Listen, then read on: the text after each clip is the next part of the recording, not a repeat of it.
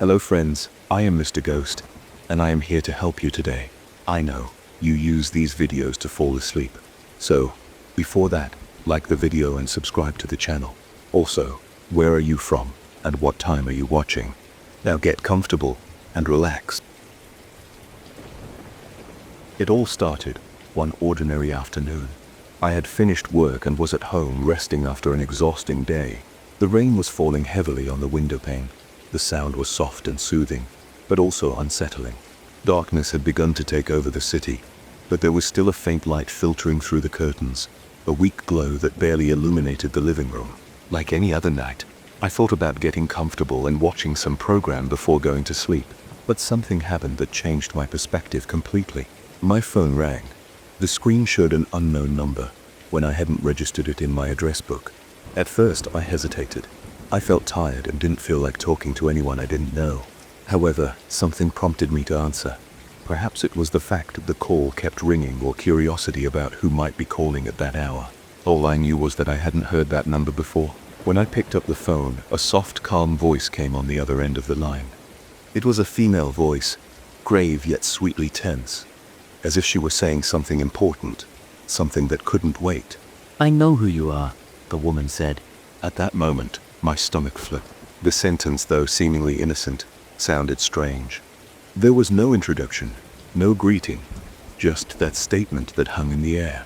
"I know who you are," he repeated, "and I know what's bothering you." At first I thought it was a prank, perhaps a telemarketing call, or some kind of scam. However, something in the woman's voice made me doubt. There was something genuine about her, something I couldn't ignore. The tone was so confident, so precise, that it began to unsettle me. The woman seemed to know me.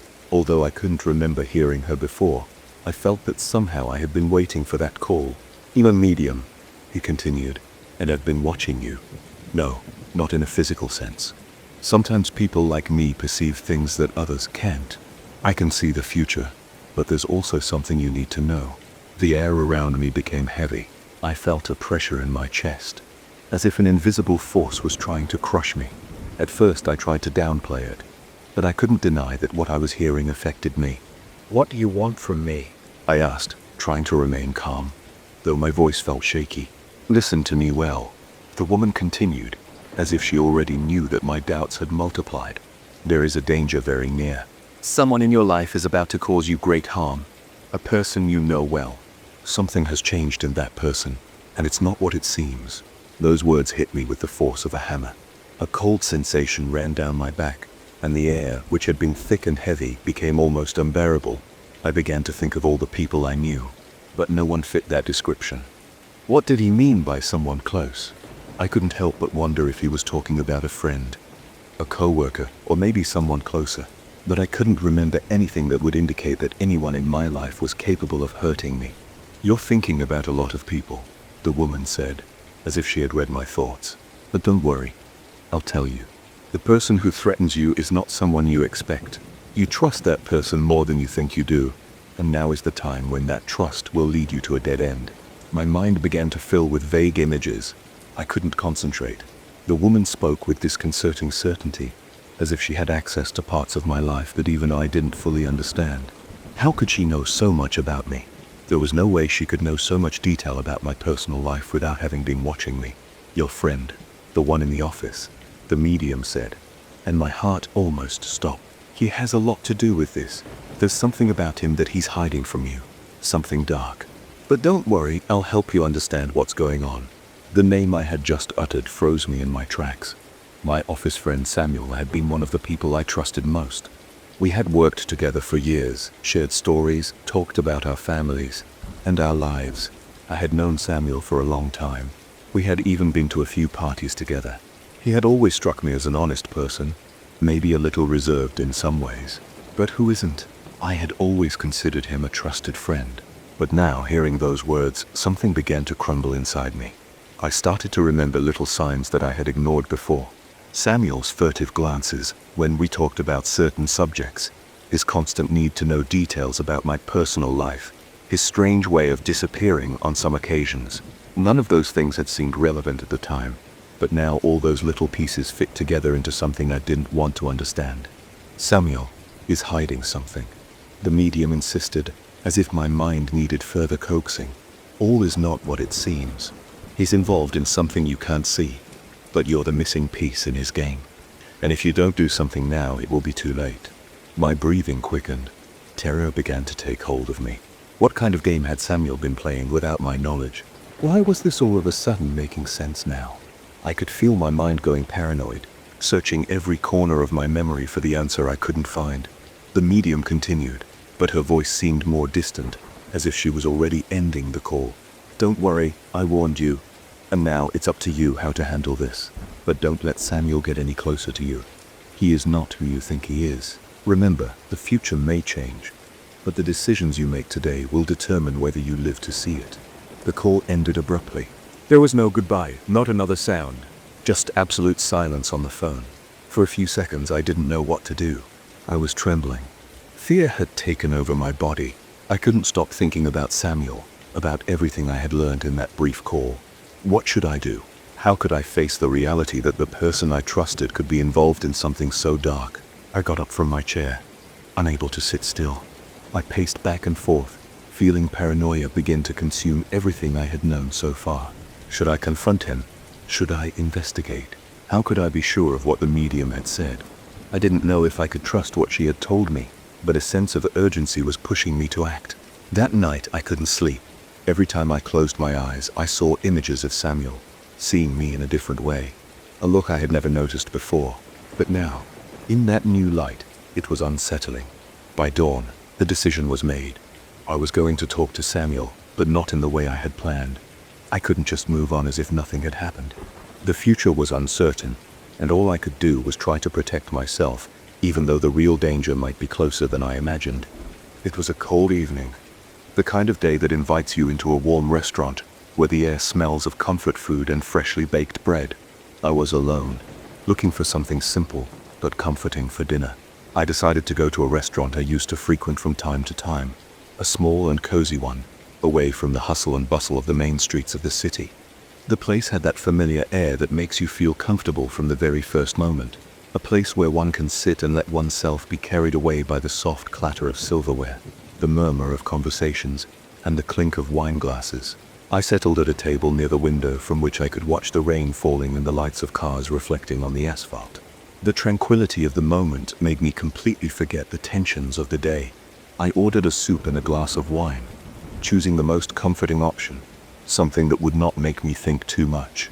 While I waited, I let myself be carried away by the peace that the place offered, the silence interrupted and by the soft murmur of conversations from other tables and the sound of the waiter's footsteps moving around the place. Suddenly, something changed in the atmosphere. The door opened abruptly, and a blast of cold air blew into the restaurant, causing people to pause for a moment. It wasn't just a whisper of wind, but a sharp blow that made everyone in the room look in that direction. The first thing I noticed was a man rushing in. His appearance was not that of an ordinary customer. He was wearing a leather jacket with a stand-up collar and a hat that barely showed his face. He moved quickly, but not with the calm of someone simply looking for a place to dine. There was something unsettling about his posture, something that made me feel uncomfortable, as if his presence altered the atmosphere in the restaurant. He was not the only one who had noticed it. Several people looked up at him, but there were no alarming reactions. Most went on with their dinners, trying to ignore this stranger who had just walked in. I was slightly disconcerted by his presence, but didn't give it any more thought, thinking that perhaps he was just a common man who wanted to escape the rain. However, something inside me told me that I should be on my guard. The man approached the bar where a bartender greeted him with a smile, trying to appear cordial and professional. The stranger made a vague gesture with his hand, as if he wanted to be served quickly, but did not say a word. The waiter seemed used to dealing with customers of all kinds, so he didn't see it as an immediate threat. From my table in the distance, I could see the man pull something out of his jacket, something small that I couldn't immediately identify. Suddenly, the atmosphere became tense. It was at that moment that I heard a muffled sound of a low voice, and then I saw the waiter stop suddenly, his face reflecting a sudden discomfort. The stranger, without a word, approached the waiter and, without warning, raised the hand he had been hiding inside his jacket. A metallic flash shone in the dim light of the restaurant. The waiter stepped back slightly, clearly puzzled, but did so silently. The man didn't shout, nor did he make any noise. But everyone in the place could see the threat in his hand. A gun, small but visible enough for all of us to know what was happening. My heart skipped a beat, and my first reaction was to freeze. I couldn't believe what I was seeing. In the blink of an eye, a simple, quiet dining atmosphere had transformed into something completely different. The silence of the restaurant became heavy and oppressive. People around me were beginning to look at each other nervously, but no one dared to make a sudden move. The thief, or whatever it was, had turned that restaurant into a space of pure tension. As the man began speaking quietly to the waiter, the rest of the tables were in stony silence. No one dared to lift a finger. It was clear that he wanted more than just a meal. I couldn't hear what he was saying, but his posture was menacing, and his eyes, intense and fixed, never left the waiter. I felt the atmosphere of the place was charged with a sense of impending danger. The tension increased when, after a few moments, the man gestured toward the restaurant's cash register. It was obvious what he was looking for. The waiter, though visibly uncomfortable, began walking slowly towards the cash register, following the assailant's instructions. In the distance, I could see his hands trembling slightly as he tried to open the device. The robber was watching him closely, not looking away, his hands still holding the gun tightly. No one moved. No one said anything. It was a moment of absolute dread. In that instant, I realized that it wasn't just the waiter who was in danger. We all were. Any false move, any sound, could cause the situation to erupt into chaos. I looked around and saw people trying to remain calm, but their nerves were evident. Fear was in their eyes, and mine too. Just as the waiter managed to open the box, the thief made a sharp gesture towards him. At that precise moment, something happened. From the kitchen, a loud noise interrupted the scene. Someone had tripped over something or perhaps dropped a utensil. It wasn't much, just a slight bump, but the effect was immediate. The man, who until that moment had remained completely controlled, took a step back, looking towards the kitchen. In that second of distraction, the waiter, in one swift movement, pushed the box towards the assailant with a warning shout. Confusion reigned in the restaurant in a matter of seconds. The thief tried to react, but his movement was clumsy and disoriented. In the confusion, some people began to get up from their seats, and the waiters, who were already informed of the robbery, tried to get the customers to safety. I got up too without thinking much, and ducked behind a nearby table, trying to stay as far away as possible. The robber, finding himself surrounded by the sudden action of employees and customers trying to flee or protect themselves, made a rash decision. In a couple of erratic movements, he abandoned the cash register and ran out the back door of the restaurant, leaving a trail of chaos behind him. Silence suddenly returned to the restaurant. No one moved for a few moments. People looked at each other, stunned, as the waiter returned to the bar, completely pale. The fear was clear in his eyes, but at the same time a sense of relief was beginning to fill the air. The danger had passed, albeit narrowly. The robber had missed, and fortunately no one was hurt. The rest of the evening was almost surreal. Dinner didn't seem so important anymore. The place, which shortly before had been bustling with life, seemed empty, as if we were all trying to process what had just happened. I could feel the tension still hanging in the air, how something had broken in that moment and nothing would ever be the same again. I got up, paid my bill quickly, and headed for the exit. I couldn't help but look one last time at the place where it had all happened, that cash register where the thief's money would never reach. I stepped out into the cold of the night, and though the danger had passed, I couldn't shake the feeling of vulnerability that the event had left behind. Something as simple as a quiet dinner had been interrupted by the violence of an instant, and now, every time I pass that restaurant, I feel like something else is lurking in the darkness. The night was impregnated with a strange cold, a cold that seemed to emanate from the very walls of the house. That place, which had been my refuge for so many years, now seemed alien to me, as if a shadow had settled over it, robbing it of its essence. I remembered that the house wasn't big, but it had always had an energy that welcomed me, made me feel safe. But that night was not like the others. That night, everything changed. I was in my room, sitting on my bed, looking at my phone, without really looking at it. I wasn't focused on anything in particular. My mind wandered through childhood memories when my brother and I shared the same games, the same illusions. It seemed so far away, so distant.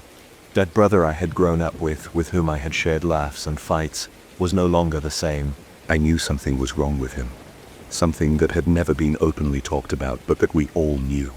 The awkwardness in the house had grown more pronounced over the years, especially after our mother's death.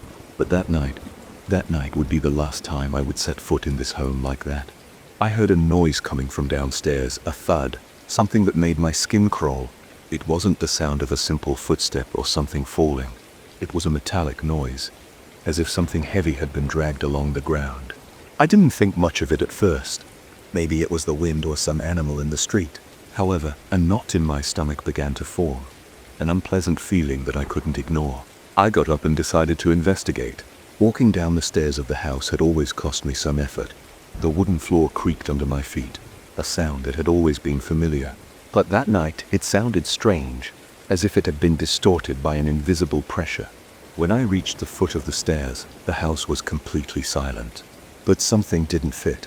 My father, who was usually in his armchair in front of the television, was not there. I approached cautiously, and that's when I saw it. In the room, a human figure lay on the floor, almost motionless, but the posture was strange, inhuman.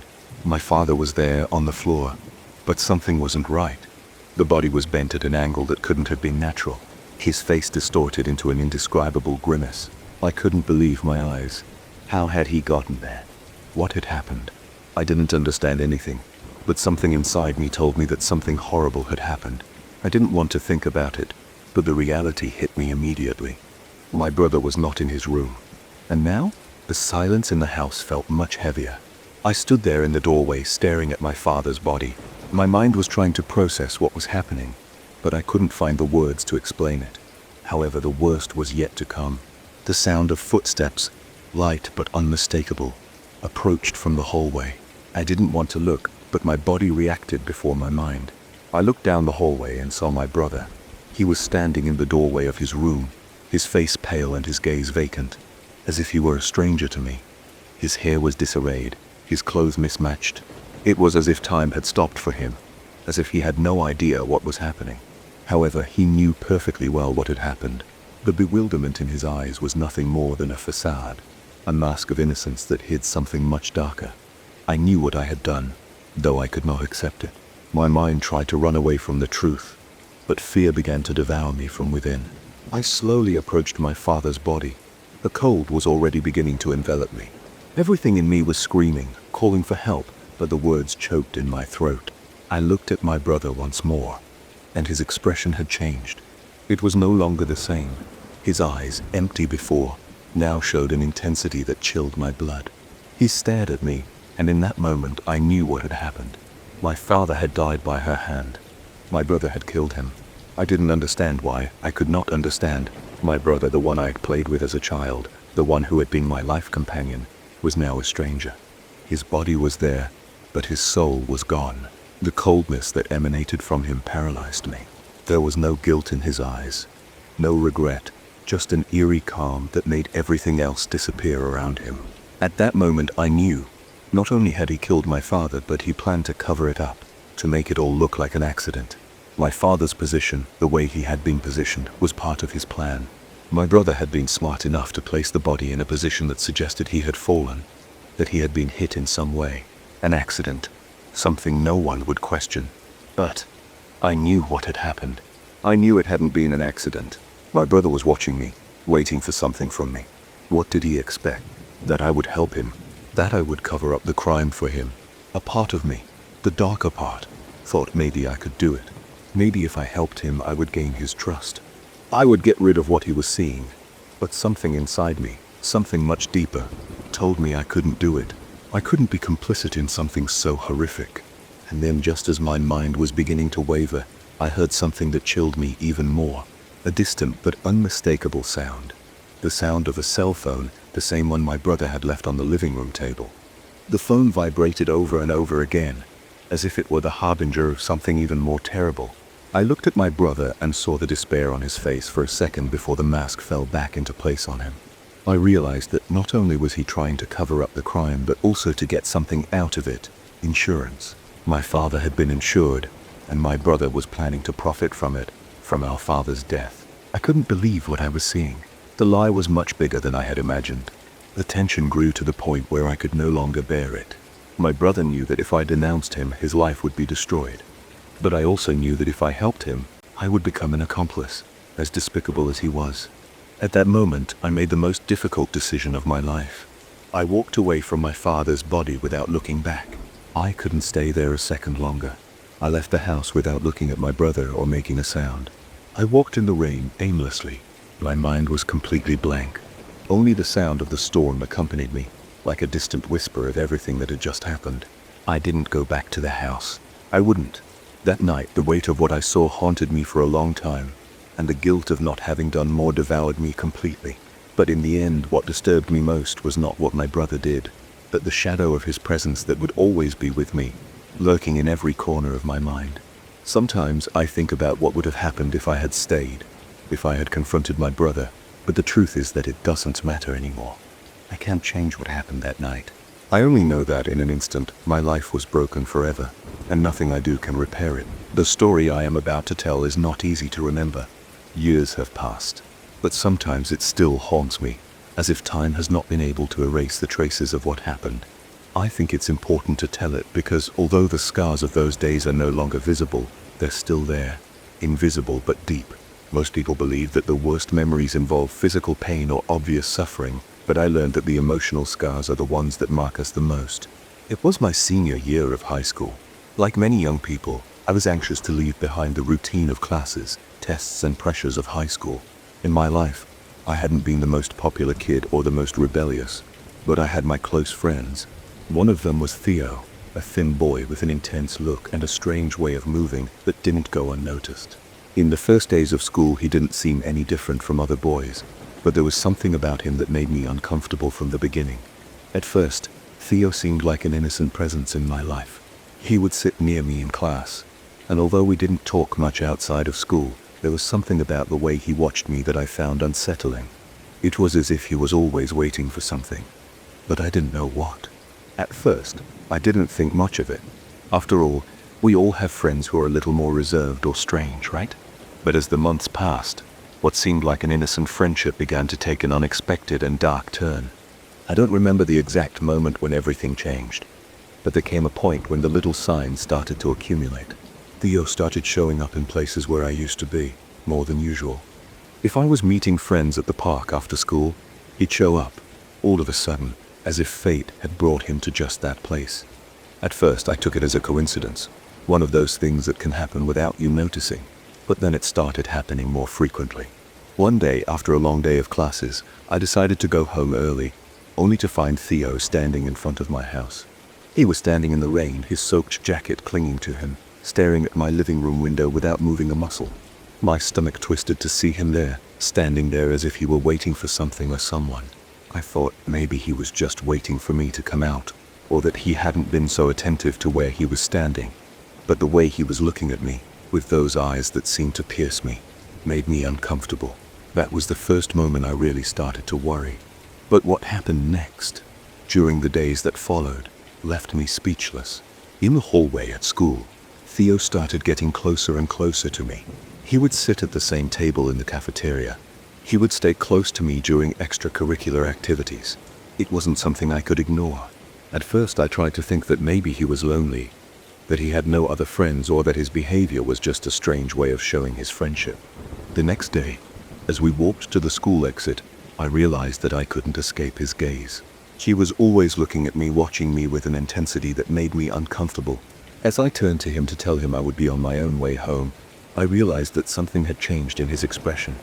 It was no longer that of a concerned friend, or even someone trying to be nice. It was something much darker, as if he was waiting for me to tell him something, or worse, as if he was waiting for me not to. I couldn't stop thinking about it all day, and as the weeks progressed, his behavior became increasingly bizarre. Messages began to arrive on my phone. Long, obsessive messages that I didn't understand. The tone of the words was unsettling, as if he was haunting me from a place deep in his mind. The content of the messages was becoming more personal, more intentional. There was something disturbing about them, something that made me think that perhaps it wasn't just a simple friendship. At first, I tried to ignore it. I thought it might be a phase, that Theo was going through something difficult and didn't know how to handle it. But when I started noticing stranger things, like him knowing what I had done in my off hours without me telling him, or commenting on things I had only done or said to very close friends, I knew something was terribly wrong. It was as if Theo was constantly watching me, as if he knew everything about me, my routines, my favorite places, even my innermost thoughts. I realized that it wasn't just a matter of being his friend. I was being stalked, manipulated in such a subtle and meticulous way that I couldn't even see it clearly at the time. One afternoon, after a particularly difficult class, I decided to go for a walk just to clear my head. I thought that walking in the park near the school would help me calm down. At first, the walk was relaxing. The cool wind, the leaves slowly falling from the trees. Everything seemed so normal to me. But as I walked along the path, I realized I was not alone. Something in the air changed.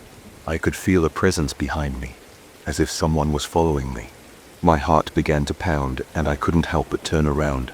Theo was there, standing in the distance, looking at me with a vacant and fixed expression.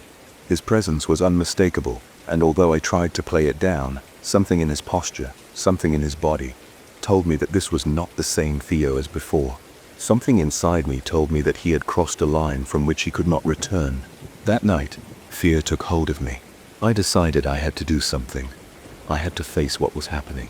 The phone vibrated again, and on my screen the words were clear and frightening. "I am watching you. You can't escape me." The next day I couldn't take it anymore. I turned to a trusted friend, someone I always felt safe with. I told him everything, from the messages to the strange encounters. He listened, but something in his eyes told me he didn't understand the gravity of what was happening. At first, he tried to play it down, but when he saw my expression and heard the fear in my voice, he realized how serious I was. We decided to do something. We agreed that I would stay away from school for a few days, that I would take a break. During that time, Theo disappeared from my life. He never texted again, never came my way. The silence was like a relief, but I know that what he did, what he made me feel, will never go away. Although Theo's obsession is no longer physically present, the imprint of his gaze, his strange interest in my life, will remain with me. Sometimes I wonder what would have happened if I had not acted in time, if I had let him continue with his obsession. But the truth is that I cannot change what happened. I only know that, for now, I have managed to escape. I am not the type of person who is easily overcome by fear. People have always considered me to be a calm person, able to keep my cool even in the most difficult situations. However, what happened that afternoon changed something inside me. Something that I have never been able to fully understand, something that even today, when I think about it, makes me shudder. It was an autumn day.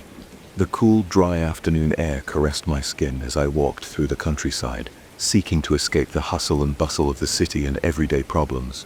I've always been a person who enjoys solitude, the peace of being surrounded by nature, the feeling of being in the countryside, with the wind blowing gently and the crunching of leaves under my boots, made me feel free.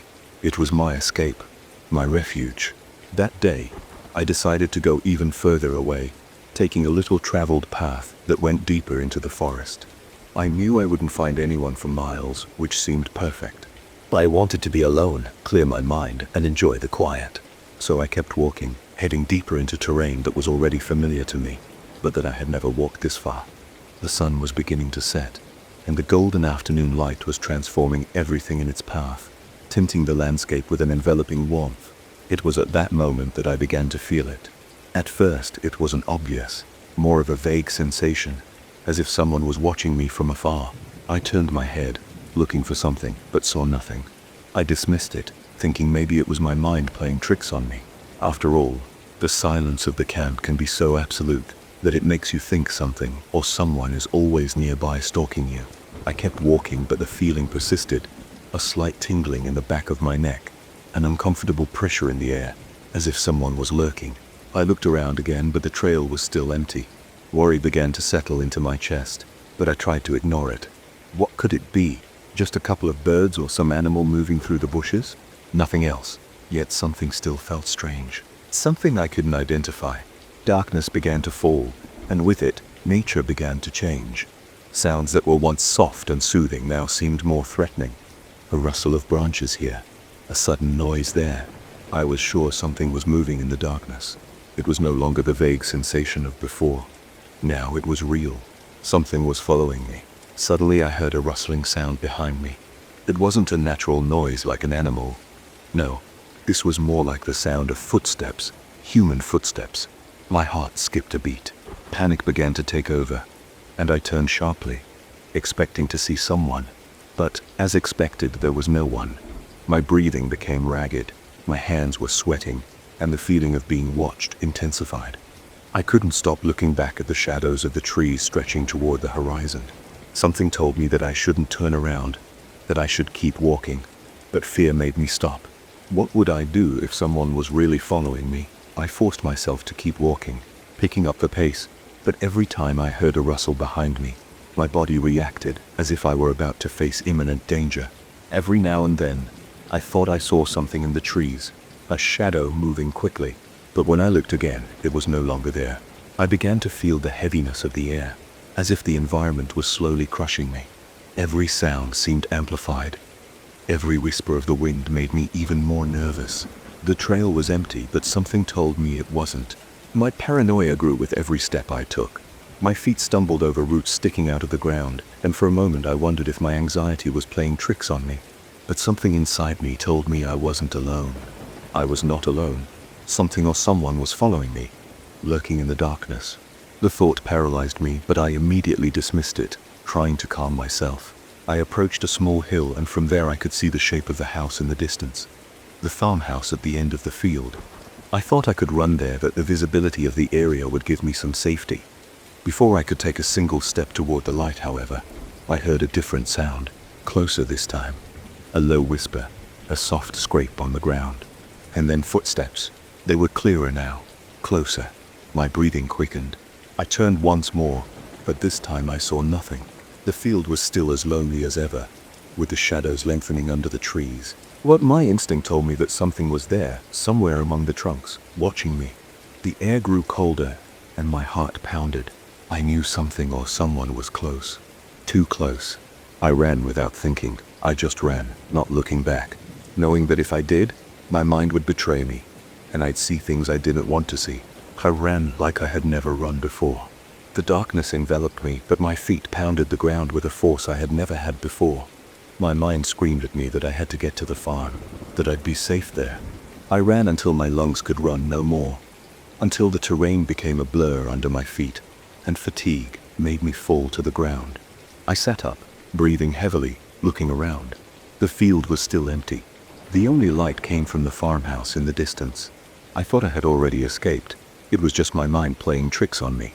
When I finally arrived at the farm, the feeling of being followed disappeared, but not the fear. I never felt more vulnerable than at that moment, standing in front of an empty house in the middle of the night, feeling that the security I so longed for was just an illusion. Days passed, and although the fear diminished, the questions remained. Who was following me? What did they want? Was it my mind, or was there really someone in those fields? Since that night, every time I am alone in a secluded place, I feel that tingling sensation that I have never before experienced with such intensity. I find myself watching the shadows, listening to the rustle of branches, searching always for something I can't identify. The field, once a refuge for me, has now become a reminder of my vulnerability. The shadow that haunted me that night is still with me, always near, always waiting for me in the dark. I have been camping for years in different corners of the country, always looking for the peace that only nature can offer. I like the solitude, the silence, the sound of leaves moving in the wind, and the crunch of branches under my boots. I had planned my last outing further in advance than usual. I needed a break to get away from daily stress, noise, and worries. I chose a secluded spot, far from the most popular routes. The plan was simple: set up camp, enjoy the scenery, and spend a couple of nights completely alone. The first day was perfect. I set up my tent, prepared a small fire, and sat near it, watching the flames dance in the darkness of night. The peace was total. The vastness of the forest enveloped me, and I felt comfortable in that space, in my little refuge, far from everything. The first night was quiet. I heard some distant noises, probably animals, but I didn't worry. The next morning I got up early, cooked something simple, and decided to take a short walk in the surroundings. It wasn't a difficult or dangerous route, just a walk to enjoy the fresh air and explore the terrain a bit more. But everything changed when the second night fell. I had lit my fire again, but this time something in the air made me uncomfortable. It wasn't something I could identify right away, but a vague feeling, something in my stomach that told me I wasn't alone. I thought maybe I was being paranoid, so I tried to concentrate on the sound of the fire, the crackle of the wood burning, trying to calm the uneasiness. Suddenly a figure appeared in the trees. At first, I thought it might be another hiker, someone else looking to spend the night in the woods, but the figure moved with unusual speed, almost furtive, as if trying not to be seen. There was no sound, except for the rustling of the leaves beneath his feet. My heart began to pound harder, and the discomfort I felt became something else, a latent fear, an omen I could not ignore. I couldn't quite make out the person's features from that distance, but I knew he was no ordinary hiker. My mind began to make assumptions. It could be someone who had gotten lost, or worse. I tried not to move, hoping the figure would go unnoticed, but as soon as he came closer, I saw that he was not alone. Next to him was another figure. I knew then that these were no ordinary people. Fear gripped me, and an irrational impulse drove me to move away from the firelight and slip behind nearby bushes. I didn't know what was happening, but my body reacted immediately, as if my whole being warned of impending danger. From my hiding place, I watched carefully as the two figures stopped near my camp. There was no doubt I was being watched. A few minutes passed before one of the figures began to move around the tent, carefully searching everything as if looking for something. The other figure stayed near the fire, watching carefully while the first one went through my belongings, searching through backpacks and food I had left out. I couldn't allow myself to be discovered. My mind was working at full speed, searching for a solution and escape. But all I could do was stand still, my heart pounding in my chest, hoping they wouldn't find me. The figure standing by the fire suddenly stood up and walked to the edge of the camp, peering into the darkness surrounding the area. The sound of his footsteps was almost imperceptible, but I felt it as a palpable threat. The seconds seemed eternal, but at the end the figure turned back toward the other, and they began speaking in low voices. The conversation was incomprehensible from my position, but I could hear the tone of their voices, something aggressive, something that chilled my blood. I don't know how, but I knew at that moment it wasn't just a couple of lost hikers. What was happening at that very moment was something much more sinister.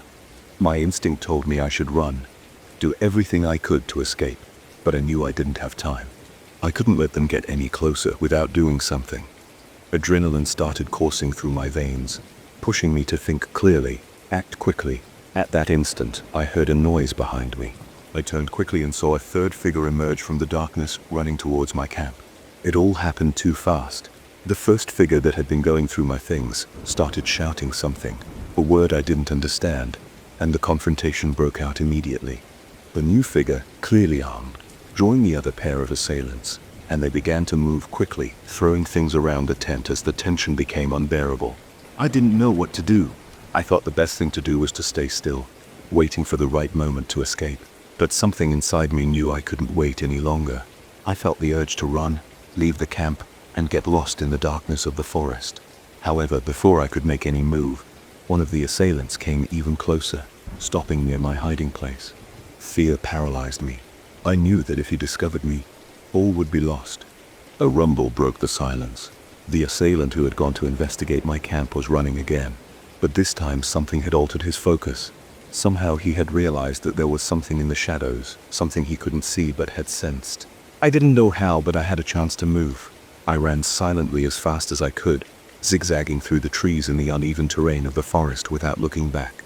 I just knew that I had to get away, that I had to get out of that place before it was too late. I don't know how far I ran or how much time passed, but I finally stopped in a small hollow where the terrain became more rugged, covered with rocks and undergrowth. My breathing was ragged, and my body was trembling with tension and fear. I was completely alone in the darkness, and for a moment silence enveloped me again. The noises of the raiders seemed to have faded, but I dared not return to camp. I knew there was something far more dangerous there than any situation I had imagined before. Dawn came slowly, and with it calm, but fear was still with me. I returned to my camp in the morning, cautiously, finding everything in disarray, my belongings disarrayed. The raiders were no longer there. I didn't know if they had left out of fear or if they simply weren't interested in following me. What I did know was that I would never camp there again. The feeling of insecurity I had experienced that night had scarred me in a way I would never forget. Since then, I always have that feeling, that little shadow of paranoia, every time I'm in an isolated place. The certainty that there is something in the dark, something that I can't see, but that is always there waiting. We live in a small town, almost a village, where we all know each other by sight or by name. It's not the kind of place where strange things happen, nor where people disappear without a trace. At least, not until that one time. It all started when Martha, one of the longest living residents, disappeared. She was a kind, quiet woman who lived in a modest house at the far end of the neighborhood. For years she had been a neighbor you greeted as you passed her house. But somehow we had never become close friends. At first her disappearance didn't seem so alarming to me. I thought maybe she had decided to go on a trip, or maybe her health had played a trick on her, and she was in some hospital, receiving treatment without anyone knowing about it. But when the days passed and there was no news, when her children who lived in another city arrived looking for answers, I began to feel that something else was going on. I decided to get more involved, which honestly was not typical of me. It took me a long time to get out of my daily routine, and I felt more comfortable observing from a distance. But Martha's disappearance kept hanging over my head. Days continued to pass. News of her disappearance spread quickly in the neighborhood, and people began to ask questions. No one seemed to have an answer. Her closest friends knew nothing. Her relatives knew nothing. No one had spoken to her in the days leading up to her disappearance, and even stranger, her house was perfectly locked when her children arrived to look for her. There were no signs of violence or struggle, as if she had simply vanished. The mystery was palpable, and the feeling that something sinister was hidden behind all this did not leave me at ease. I decided to go to her house to see if I could find anything that might shed some light on what had happened. When I arrived, the door was locked, but the kitchen window was slightly open, as if someone had rushed in or out. The air inside the house was thick, as if something was floating in the air, something difficult to define. At first I found nothing out of the ordinary. The rooms were tidy, and there were no clear signs that anyone had been there. However, upon examining the desk in the living room, I discovered a small wooden box hidden behind some papers. There wasn't much, a small old-looking box, but something told me I should open it. Inside, I found several old letters, some photographs, and a note in which I didn't understand anything. The handwriting was strange, as if someone had tried to write in a hurry. The note didn't seem to make much sense, at least not at first. It talked about something about time and the shadows that surround us. That was the first piece of evidence that made me feel that Martha's disappearance was not simply a case of a missing person. Something else was going on, something that no one was willing to see. From that point on, the story began unfolding in a way that left me completely baffled. I learned that, in the days leading up to her disappearance, Martha had been more nervous than usual. She had received some strange visitors, people no one knew but no one had thought to attach any importance to them. It was said that she had mentioned seeing strange things in her house, and sometimes she seemed to be talking to herself, as if she were hearing voices. People close to her, including her daughter, assured her that there was nothing strange in her life, at least nothing to explain her sudden disappearance. It wasn't many days before another disconcerting event occurred. Martha's sister, a woman much younger than herself, disappeared as well. No one saw her leave, and her house was locked as usual. Upon searching for her, we discovered that her cell phone was turned off, and her bank accounts had not rested any movement. At first, I couldn't help but think the disappearances might be connected. Martha had been the first, but now, with her sister's disappearance, things were beginning to take a stage turn. There was no way to explain what was happening, and every attempt to deal with the mystery left me more confused. I decided to go to the police station to see if they could give me any clues or anything that would help me understand what was going on. The police had opened an investigation, but it was at an impasse. No one had seen anything strange. There was no evidence that Martha or her sister were involved in any illicit activity. No clues suggested a motive. The police told me they would continue the search, but they didn't seem hopeful. Apparently, to them, the disappearances were an unsolvable enigma. What began to worry me even more was the fact that the people who knew Martha and her sister started to act strange. Many of them, who had previously been concerned, now began to act as if nothing had happened. Some even stopped mentioning the missing women, as if it were an uncomfortable subject they preferred to ignore. That indifference left a bad taste in my mouth. There was something about it all that didn't fit. As the weeks passed, I decided to investigate further on my own. It was in an old antique store that I found the strangest clue of all. I met a woman who seemed to know more about Martha's story. The store was full of odd objects, But what caught my attention were the antique books on a shelf in the back. When I walked in, the woman manning the store looked at me strangely, and for a moment I felt like she was watching me more than normal. I didn't pay too much attention to her at the time, but when I looked at the shelves, I saw a book that looked too old with a worn cover. I took it in my hands, and when I opened it, I found something I couldn't forget.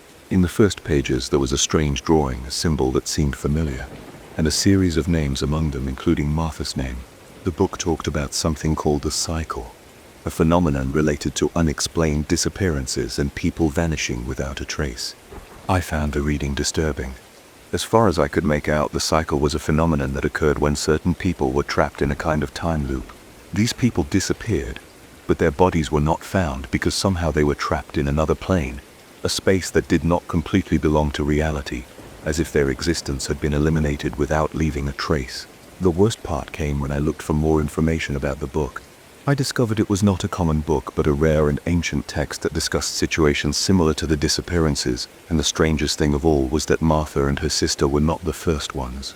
There were other names in the book, people who had disappeared in similar circumstances in other parts of the world, all vanished without a trace, without any explanation.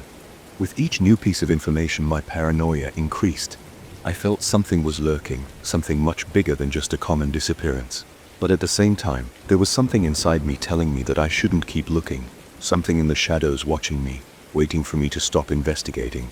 Finally, after weeks of research, I had a feeling that I couldn't describe clearly. It was as if everything was closing in, as if I had entered a place from which I could no longer escape. But worst of all, by the time I realized what was happening, it was too late. I found no clear answer, no logical explanation. All that remained was the feeling that something was being consumed, that the truth was too hidden to reach. And as more and more people disappeared, the feeling of being haunted became more real. I never found Martha or her sister, but I know that somehow their disappearances are related to something much bigger, something I will never stop trying to understand. However, I now realize that the answers are perhaps not for us, but for those who dare to keep looking. And with that in mind, the mystery remains as unfathomable as it was on the first day.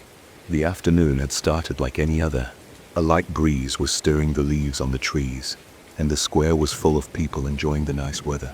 I was on my way home after a routine day at work, and as I passed by the park, I decided to take a short break on one of the benches. There was something soothing about watching the swaying of people, children playing, and couples strolling aimlessly. I too enjoyed those moments when the world seemed to stop for a moment and nothing mattered but taking a deep breath and being present. I settled onto the bench, watching the people around me. The square at that time of afternoon was always a refuge for those looking for a little peace or distraction. However, that afternoon something would change, and unbeknownst to me, I would find myself in the middle of a situation that would test my ability to remain calm and make quick decisions.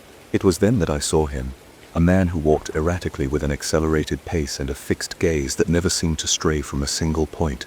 People were dodging around him, not really taking much notice of his presence. His attitude already seemed strange to me, but I didn't think much of him at first. Who could suspect that something as ordinary as a walk in the park would turn into a nightmare? The man stopped just a few meters away from me, and for a moment I didn't know if he had been watching me or if his behavior was simply a coincidence. The first thing I noticed was his eyes. There was nothing in his gaze that reflected calm or serenity. His face was tense, almost rigid, as if he were holding something back. Somehow, I felt a sense of discomfort at the sight of him, but I quickly tried to ignore it, focusing again on the environment around me. It was then that he began to approach. He was in no hurry, but his pace seemed intentional. As he approached, I began to wonder if perhaps he was addressing someone else, if he was an acquaintance of someone else in the plaza, or if he had simply gotten lost in the crowd. However, when he stopped in front of me, my body reacted before my mind. A shiver ran down my spine, and something inside me whispered that this was no ordinary encounter. The man didn't say anything to me at first. He just stared at me without making any gesture, as if he was waiting for me to speak. The discomfort increased with every second, as if the air had become thicker and harder to breathe. At first I tried to remain calm, focusing on not showing signs of fear.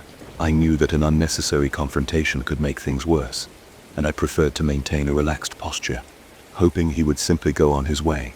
But he didn't move. My breathing became heavier, and my eyes began to roam the square, looking for some way out, some way to escape. However, everything around me seemed too far away, as if the world had disappeared and only he and I were left in that shadowy space that had formed between us. Finally, the man broke the silence. It was not a word that reassured me.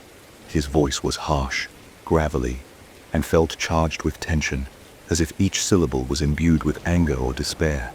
My body was tense, prepared for the worst, but I still didn't know what his intention was. My fingers began to slowly move to my pocket, reaching for my cell phone in case I needed to call for help. At that moment, however, my thoughts were interrupted by an abrupt noise. The man took a step toward me. My instinct prompted me to get up from the bench, but before I could move, he made a hand gesture that stopped my movements. At that moment, I understood that any attempt to flee could result in an even more dangerous confrontation. In that instant, my whole body was alert. My eyes roamed over the options, the nearest exits, the people in the vicinity, the objects I could use to protect myself. However, something inside me told me that I couldn't wait for someone to come and help me. I was all alone. It was then that the man took a step closer to me. At that moment, reality became distorted, and the world around me became a second plane. The square, which had been a place of rest and tranquility, was now transformed into a scene of horror. My heart was pounding, and I felt that every fiber of my being was focused on finding a way out, on avoiding the confrontation that was coming. The man was close enough to smell his breath. It was a smell of sweat, something metallic, almost acidic. My mind tried to process the signals, but everything was happening so fast that I couldn't think clearly. All I knew was that I had to stay calm and think of a way to get out of the situation unscathed. When the man raised his hand as if to touch or assault me, a spark of clarity ignited in my mind. Next to me was a small wooden table, used by street vendors. In one swift movement, without much thought, I slid to the side and used the table as a barrier. The man tried to reach me, but the object blocked his way. I took advantage of that moment to back away. Without taking my eyes off him for a single second, I felt fear coursing through my body, but I also knew I couldn't let myself be overcome by it. My mind began working at full speed. I was trapped in a public place, surrounded by people, but none of them had realized the gravity of the situation. Some watched undeterred, while others walked unconcerned, oblivious to the danger creeping into the shadows.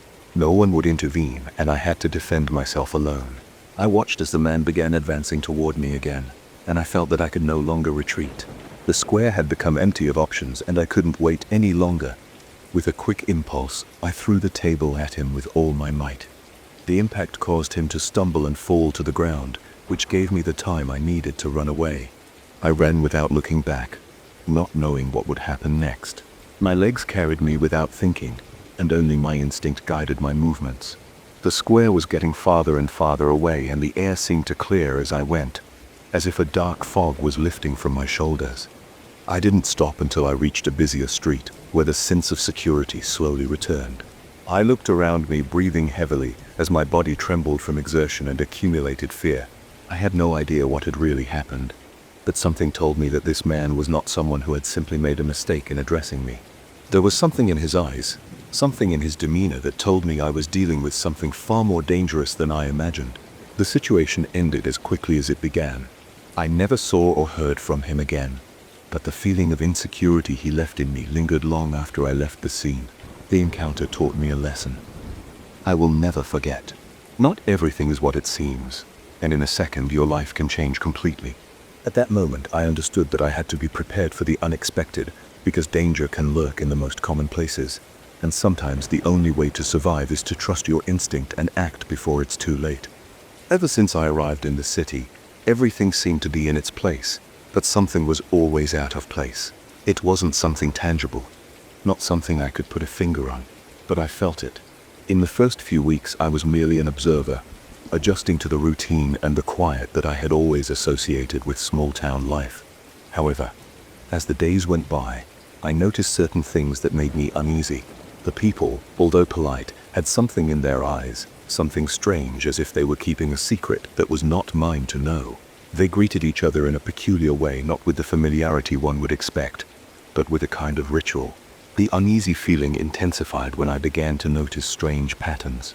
First, it was a person I saw several times in different places. A middle-aged man, he always seemed to be in the right place at the right time. Then, I noticed that the same people were always in the same places, but with an apparent lack of spontaneity, as if they were following a predetermined plan.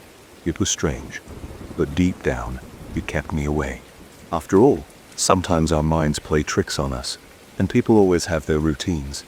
However, something else started to happen. Disappearances. No one mentioned it openly, but over time, people began to talk to each other in whispers, and those muffled voices spoke of people who were gone, as if they had never existed. One afternoon, as I was walking home, I heard whispers coming from a street corner. I couldn't help but stop and slowly approach, moved by a mixture of curiosity and a strange need to understand what was going on. It was dark. The sun had already begun to set, and the cold of the night was beginning to make itself felt. I saw a figure standing next to a building that looked more like a shadow than a person. At first I thought it was just a passerby, but something about his posture made me doubt. He wasn't moving, he wasn't breathing. He was just standing there, watching. When I managed to catch a glimpse, I realized there was nothing human about it. It was like a void, a space where the eyes used to be. For an instant I felt the impulse to run away, but something stopped me. My mind began to be invaded by the need to understand what was happening in that place. Not only the disappearances, but also the strange atmosphere, as if the city itself was asleep in a state of collective hypnosis. Instead of continuing on my way home, I decided to investigate.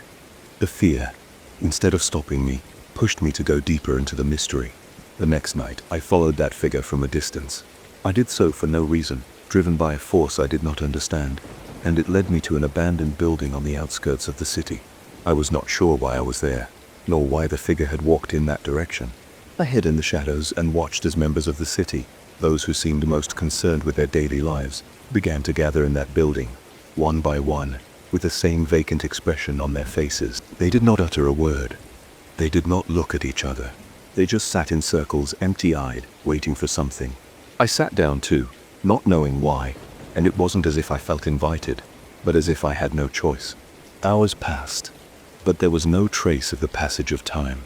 It was as if everything had stopped in that place.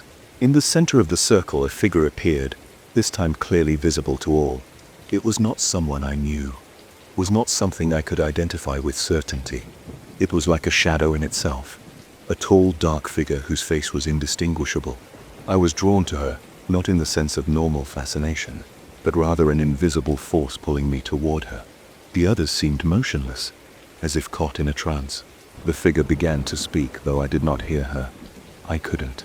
The words that came out of her mouth seeped out as if they were made of air or water. I couldn't understand anything, but still, I was drawn into that incomprehensible sound, as if my mind was being sucked into something much bigger than me. The city began to fade in my mind, the people, the buildings, the sounds. It all seemed like a dream from which I could not wake up.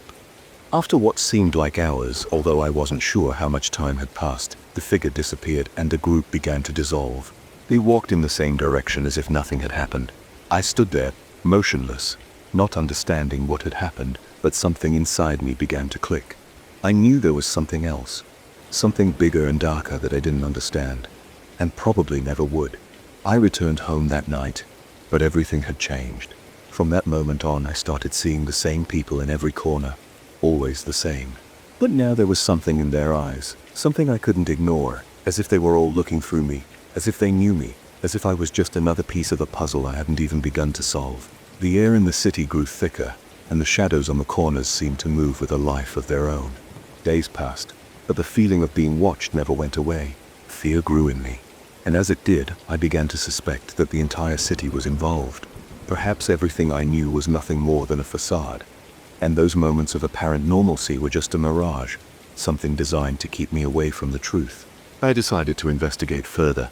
Without realizing it, I had wandered into something bigger than my own understanding. Eventually, I managed to follow someone to a hidden basement in an old building. The musty smell and the echo of my footsteps made me more nervous, but my determination wouldn't let me back down. The basement was full of people, all sitting silently, their eyes fixed on the same spot. Again, I felt that presence, the same figure I had seen before, an inhuman shadow. I realized that I was not alone. Others like me had come there on their own.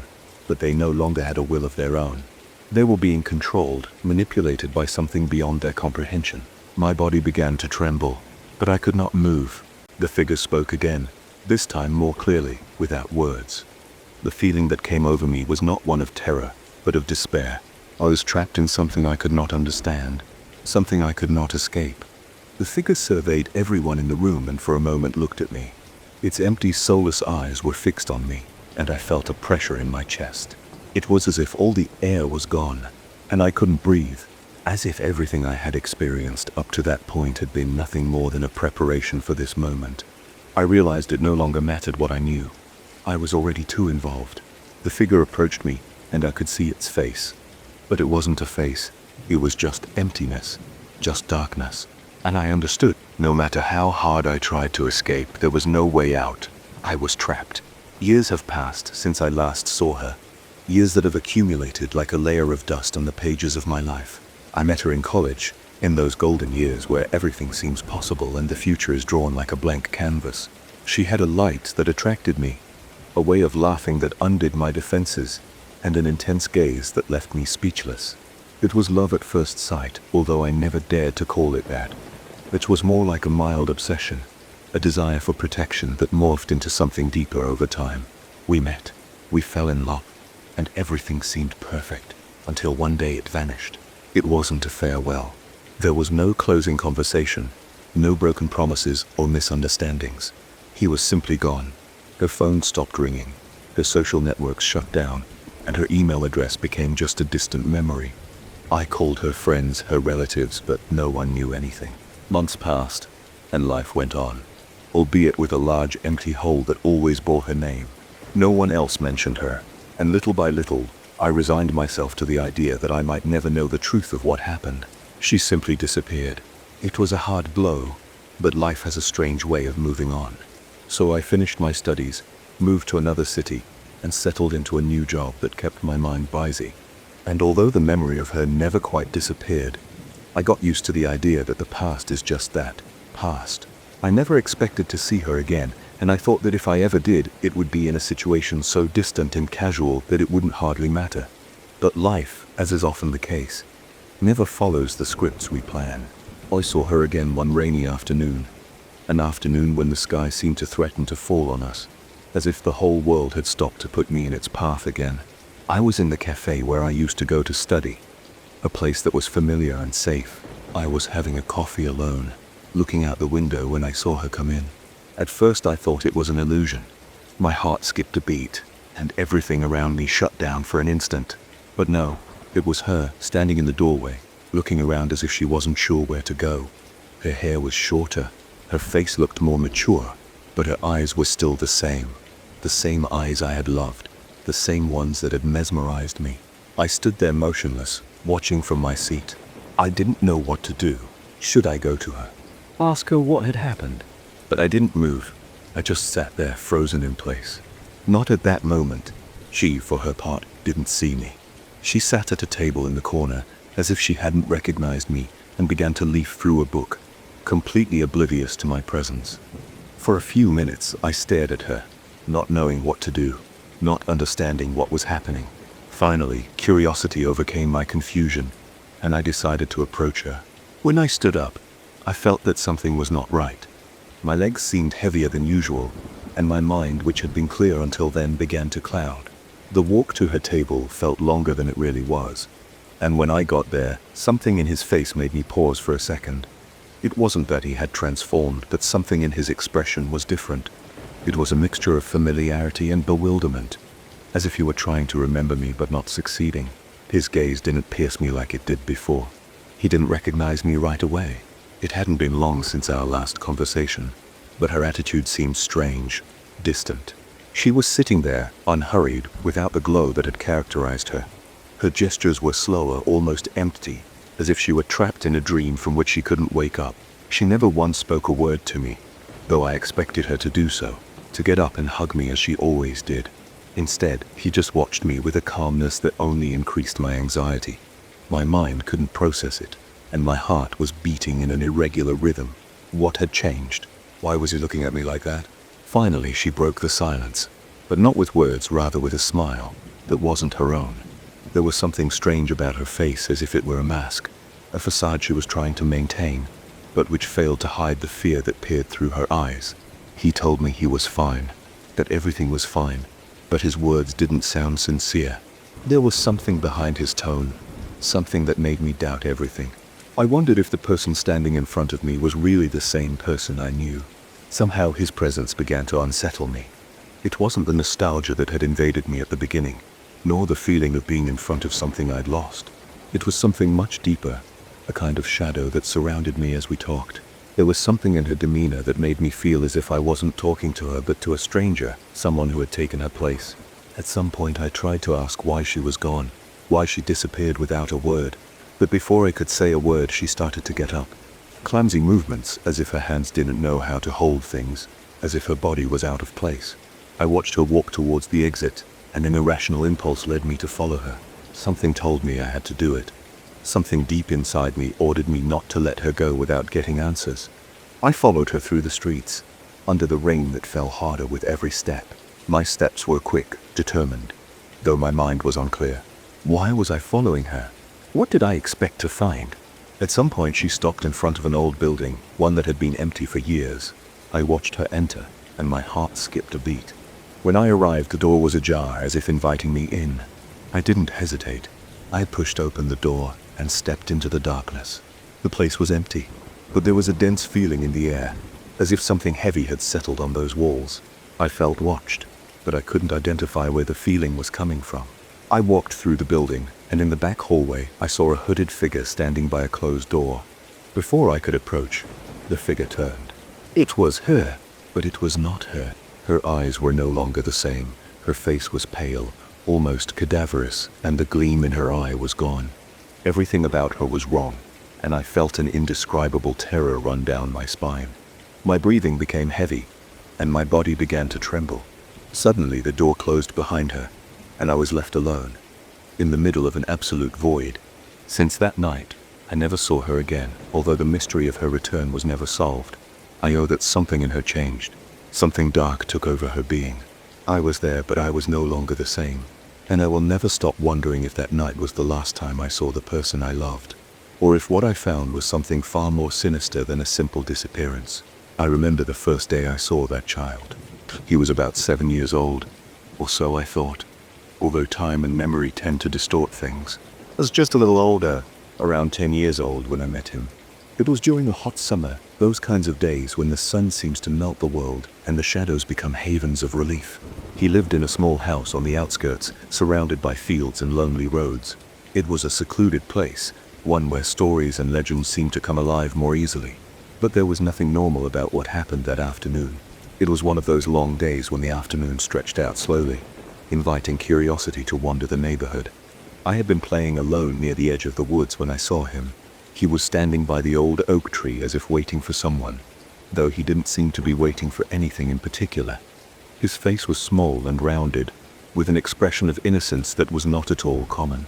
The first thing I noticed were his eyes, large, dark, and deep, as if they could look far beyond what a child of his age should be able to see.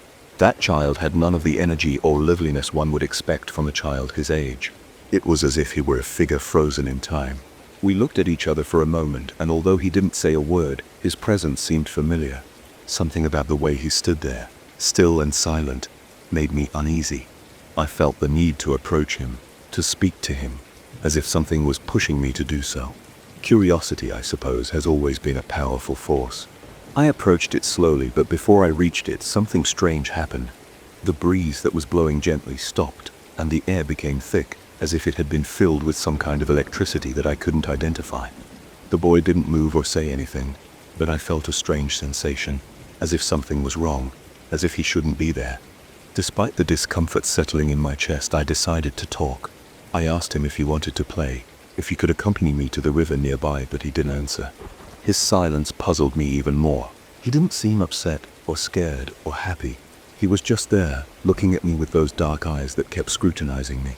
After a few seconds that seemed longer than they were, he slowly turned and started walking in the direction of the forest, as if he was inviting me to follow him. Intrigued, and a little driven by the feeling that I should not let him go, I began to follow him. Every step I took, I felt more drawn along, as if an invisible force was compelling me to follow him, even though something inside me was screaming that I should turn around. But I didn't. I followed him down the dirt path into the trees. The path grew darker, denser, and the air, which had once been warm, became cool and heavy. It wasn't a place I had been to many times, but I didn't care. I was focused on the boy walking in front of me. Arriving at a clearing, the boy stopped suddenly and turned around. Now he was staring at me, but his eyes did not shine in the same way as before. Something had changed in them, something dark and deep, as if a veil had fallen over his soul. The shadow of evening was already beginning to cover the place, and a feeling of oppression enveloped me. In the distance, I could hear the rustle of leaves moving in the breeze, but in that clearing, there was no wind. Everything was silent. The boy did not move, he just watched me in silence. Suddenly, the urge to talk to him came back to me. I felt I had to ask something that was tormenting me. But when I opened my mouth before I could formulate the question, a shiver ran down my spine. My mind began to cloud over, as if something was pushing my thoughts into a thick fog. My words were lost in the air, and my body, as if controlled by an external force, did not react. It was as if time had stopped. I watched the boy slowly walk away, but there was no sound in his footsteps, as if he were walking on an invisible surface. In an instant I felt a presence, a pressure on my chest, as if a shadow was lurking from the forest. The boy, now just a few feet away from me, was not the same. His figure was strangely elongated, as if the shadows were consuming him. My mind tried to cling to something, anything, but all I could do was watch. And it was at that moment that I felt the real fear, a primal fear that I could not rationalize. Before I could react, everything vanished.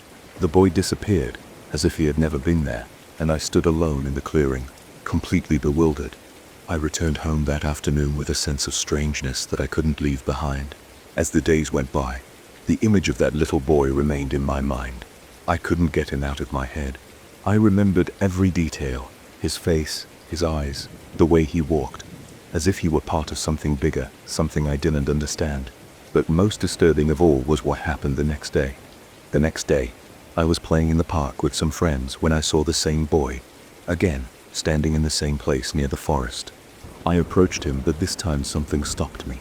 This time, I didn't feel the urge to follow him, but a strong feeling that something about him was human, something I couldn't explain in words. Something inside me was screaming at me that I should stay away, that I shouldn't come any closer. Years went by and that child, that strange being, kept appearing from time to time in the places where I used to be. Each time he seemed more and more distant, as if he didn't live in the same time as me. One day, while walking through the city as an adult, I saw the boy again. He was standing on the same corner where I had seen him for the first time, with that same fixed, empty stare. Here's the corrected text. But now, his face no longer had the softness of a child. It was hard and aged in a disturbing way. Time had passed, and I was no longer a child. I had lived longer than I had imagined, but that child did not change. It did not age. He did not grow. My mind filled with unanswered questions. Was he a specter, a being trapped between dimensions, or simply a freak of my imagination who couldn't shake off his imprint? I never knew the answer, but what I do know is that I never saw him again. Over time, the city changed. The streets I knew were filled with new buildings and new faces, and the boy who never grew old faded with the passing years. But the memory of his face, those deep eyes that seemed to know more than I could understand, remains with me.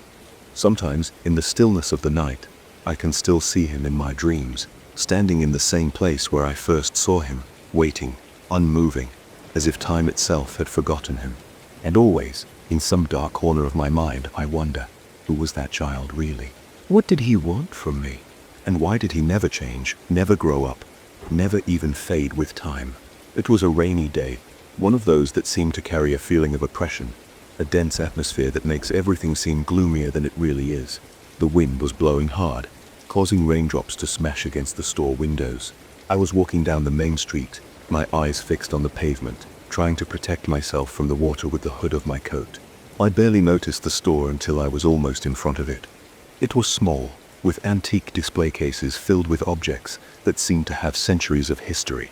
The sign hanging over the door read, "Elvira's Antiques." Something urged me to go in. The door creaked when I pushed it, and instantly, the warm air of the store enveloped me. The smell of aged wood, leather, and dust was almost palpable. At first I saw no one. The shelves were filled with relics, pocket watches, porcelain figurines, antique mirrors, and objects whose purpose had already been lost over the years. I decided to walk through the place in silence, fascinated by the antiquity of each piece, and lost myself in contemplation of a couple of wall clocks that failed to tell time correctly. It was then that I heard her, though I did not immediately see her. Her presence was made known by the faint crunch of shoes on the wooden floor, and as I turned toward the source of the sound, I saw her for the first time. She was a middle-aged woman with her hair pulled back in a tight bun, and a deep, penetrating gaze that seemed to pierce me. She was standing near a display case containing a series of small wristwatches. The woman didn't make a move to greet me, but she didn't need to either. There was something in her gaze that made me feel she already knew me, that she had watched me before. Something in her manner was unsettling to me, as if she did not belong to this time, as if she were a figure out of another century. I advanced cautiously toward her, feeling the distance between us inevitably shortening. I wondered what kind of person could be in charge of a store like that. This was no ordinary store, let alone an ordinary woman. I stopped in front of a table full of cluttered objects, among them a silver medallion that caught my attention. Before I could touch it, the woman spoke in a soft but firm voice that seemed to have been waiting for the exact moment to break the silence. I was surprised that she spoke, but even more surprised by what she said. Although she hadn't mentioned anything about me or my tastes, the woman seemed to know everything. She started talking about the medallion, describing details of my life, things that no one could know. She had mentioned my mother, her illness, and how it had affected me deeply. She talked about my work, the choices I had made in my life, and even a car accident that almost took my life when I was young. A shiver ran down my spine as I listened to her. I didn't understand how she could know these things. It was impossible. She hadn't told them to anyone. The woman showed no signs of evil, but her words were so precise that it seemed she had experienced them firsthand. I felt something inside me tighten, as if she was aware of something I couldn't understand. I stood there, staring at her, unable to move. I didn't feel in danger but vulnerable, as if I had fallen into an invisible trap. The woman continued to speak, but her words began to become more disturbing. She spoke of my future, and although I couldn't see how she knew, her tone was charged with a certainty that unnerved me. The woman said there would be a dark turn in my life, something that would alter everything I had ever known. There was a shadow looming over me, an event that would change my path in an irreversible way. His eyes never left mine, and as he spoke, I could see one of his hands gently touch an antique pocket watch resting on the table.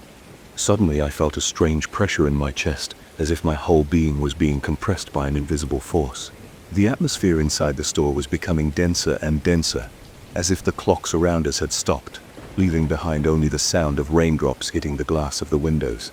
At first, I tried to rationalize it, thinking that maybe it was just a coincidence, that he had found out about these things by some means. But as the conversation continued, something inside me told me that everything that was happening wasn't coincidental. I felt a growing fear, but also a strange fascination, as if somehow I was trapped in a game I couldn't understand. The woman never stopped looking at me. Her eyes were dark, but there was something in them that I couldn't identify. It wasn't just that her words were haunting. It was the sense that she saw beyond what was in my present, that she knew something greater, something I couldn't yet understand. She spoke to me about the choices I should make, the paths I should take, but in such a vague way that, in the end, I felt more confused than when I arrived. It was as if he were trying to warn me of something, but without directly telling me what to do. Time seemed to have stopped in that place. I couldn't stop looking at it, and as I did so, a feeling of claustrophobia came over me. The objects around me seemed to become unreal, as if everything was in its place, but at the same time nothing made sense. I wanted to leave. I wanted to get out of that antique store that seemed to have something otherworldly about it, something I couldn't explain. However, I couldn't move, as if the woman's words had paralyzed me. It was then that, without warning, the woman stopped talking. Her face softened and a strange smile appeared on her lips, but it wasn't a friendly smile. It was a smile that showed not joy, but something darker, deeper. He watched me for a long minute, and in that silence I felt time return. The atmosphere that had become so oppressive cleared a little, though not entirely. Something inside me knew that what had happened there was not something I could simply put behind me. Without another word, the woman turned around and walked to the back of the store, disappearing into the shadows of the shelves. I stood there alone, not knowing what to do or understanding what had just happened. I stood there alone, not knowing what to do or understanding what had just happened. What was she? How had she known all that? What did she want to tell me with those vague but frightening warnings about my future? My mind kept spinning as I walked out of the store, and the cold wind from the street hit me immediately, waking me up from the strange confusion I'd been in. When I looked back, the antique store was still there, its sign hanging in the same position, but I couldn't help feeling that something had changed. Something inside me knew that I shouldn't have entered that store, that what I'd experienced wasn't normal. During the weeks that followed, I couldn't stop thinking about the woman and her words. I tried to rationalize it, thinking maybe it was just a strange talk, a coincidence, but I couldn't deny the feeling that what I'd experienced was something more, something that had touched the deepest fibers of my existence. And though the woman's warnings faded over time, a part of me never stopped feeling that what she'd said had a purpose, that the future wasn't as uncertain as I thought, but that there was something waiting for me, something dark and inevitable, something that perhaps had already begun to happen. It was a stormy night, the wind howling through the trees, gusts of rain pounding furiously on the windows of the house where I was, and the sound of thunder echoing in the heavy air. I was alone in the city, far from the warmth of my home, searching for something, though I didn't know exactly what. I had finished a long day's work, and my restless mind couldn't find rest. It was on my way to my car, on my way back home, that I saw the house. I saw it for the first time that night, through the fogged glass of a coffee shop on the corner across the street. There was something strange about it, something that attracted me with unusual force. An old house on the outskirts of the city, standing alone, its facade blackened by the passage of time and its garden overrun by weeds. But what disturbed me, and at the same time seduced me, was the feeling that something was in that house, something I couldn't understand but that I couldn't ignore. I was tired, and the weather didn't help, but something inside me, some kind of irrational impulse, told me I had to go there. Something was pushing me to find out what was inside that house, as if the storm, the darkness and that strange feeling in the air were leading me towards it. I didn't think about the consequences or dangers, I just knew I had to do it. I walked down the lonely street towards the edge of town, where the house stood at the end of the road. The sound of the wind and rain accompanied me, but something inside me told me that the storm was not the only thing that could hide that night. Every step toward the house was like a heartbeat closer to something I didn't understand. The front door, old and worn, stood ajar as if waiting for me. I didn't know why, but I pushed the door open and stepped inside. The air inside the house was thick, cold and heavy. A mixture of moisture, dust, and something else hung in the air. At first I saw nothing that caused immediate fear, just broken furniture, peeling walls and the echo of my own footsteps echoing in the darkness. The storm seemed to have made the house creak as if it were alive, lamenting its abandonment. I began to walk cautiously, exploring the entrance but not daring to go too far inside. The house looked like it had been abandoned for a long time, but something didn't fit. There was something strange in the walls, in the atmosphere, something I couldn't identify, but that made me stop. It was then that I saw the symbols. They were drawn on the walls, scattered randomly, but with an eerie clarity. Some appeared to be handwritten, others carved into the wood, and some of them were like marks, almost as if they were burns in the paint. I couldn't make them out clearly in the gloom, but they all seemed to connect, to form a pattern I couldn't make out. Their shapes were strange and messy, but what disturbed me most was the fact that they seemed to move. Or so I thought. I didn't dare touch them, but I felt a pressure in my chest as I watched them. Something about them told me that I wasn't alone in that place, that I hadn't been the first to explore the house. I went deeper, guided by a mixture of morbid curiosity and a growing sense of danger. At the back of the house, in what had probably been a dining room, I found something even stranger. There was a table, long and dusty, but on its surface rested several objects that didn't fit the abandoned image of the house. An unlit candle, several melted candles, an old leather-bound book that looked like it had been taken from some kind of hidden archive, and what disturbed me most, a knife, large, with a shiny blade, resting on a gray cloth that didn't seem to have any dust on it. I approached slowly, cautiously, not knowing what I expected to find. It was then that my gaze strayed to a dark corner, where something else caught my attention. The shadow moved quickly, and for a moment I felt a shiver run through my entire body. There was no one there, but the feeling that someone was watching me was so intense that my skin bristled. I looked around, and as I did, I noticed a small object on the floor between the table and the wall. I bent down to pick it up. She was a small porcelain doll, her face covered by a layer of dirt, and her eyes, though small and opaque, seemed to follow me as I picked her up. The doll's hair was in disarray, and her clothes torn, as if she had been part of some macabre ritual or game. At that moment, I understood that something else had happened in that house, something much darker and more terrifying than I had supposed. My breathing quickened. I looked again at the knife on the table, then at the book. Something inside me, something I couldn't identify, told me I had to leave. That house was not only abandoned, it was not only forgotten. Something had happened there, something horrible, and now I was there, caught in the middle of it. It was as if the walls, the objects, and even the air itself were pressing me, demanding that I leave, that I stop looking. Suddenly the sound of the storm outside the house intensified. The wind whipped harder, and the window panes began to shake. Somehow I felt more trapped, more enclosed. I turned around, ready to leave, but as I approached the door through which I had entered, something strange happened. The door was locked. The latch wouldn't budge. The wood, which had given way easily before, was now firmly locked. I began to pound on it, to push it with all my might, but nothing worked. The air inside the house grew thicker, and the symbols on the walls seemed to glow slightly, as if they had a life of their own. A roar of wind hit the house, and at that moment a burning lamp's light flickered on in the corner of the room, illuminating the dark space. The porcelain doll I had found on the floor was now on the table, in the center, as if it had been deliberately placed there. My eyes widened at the sight.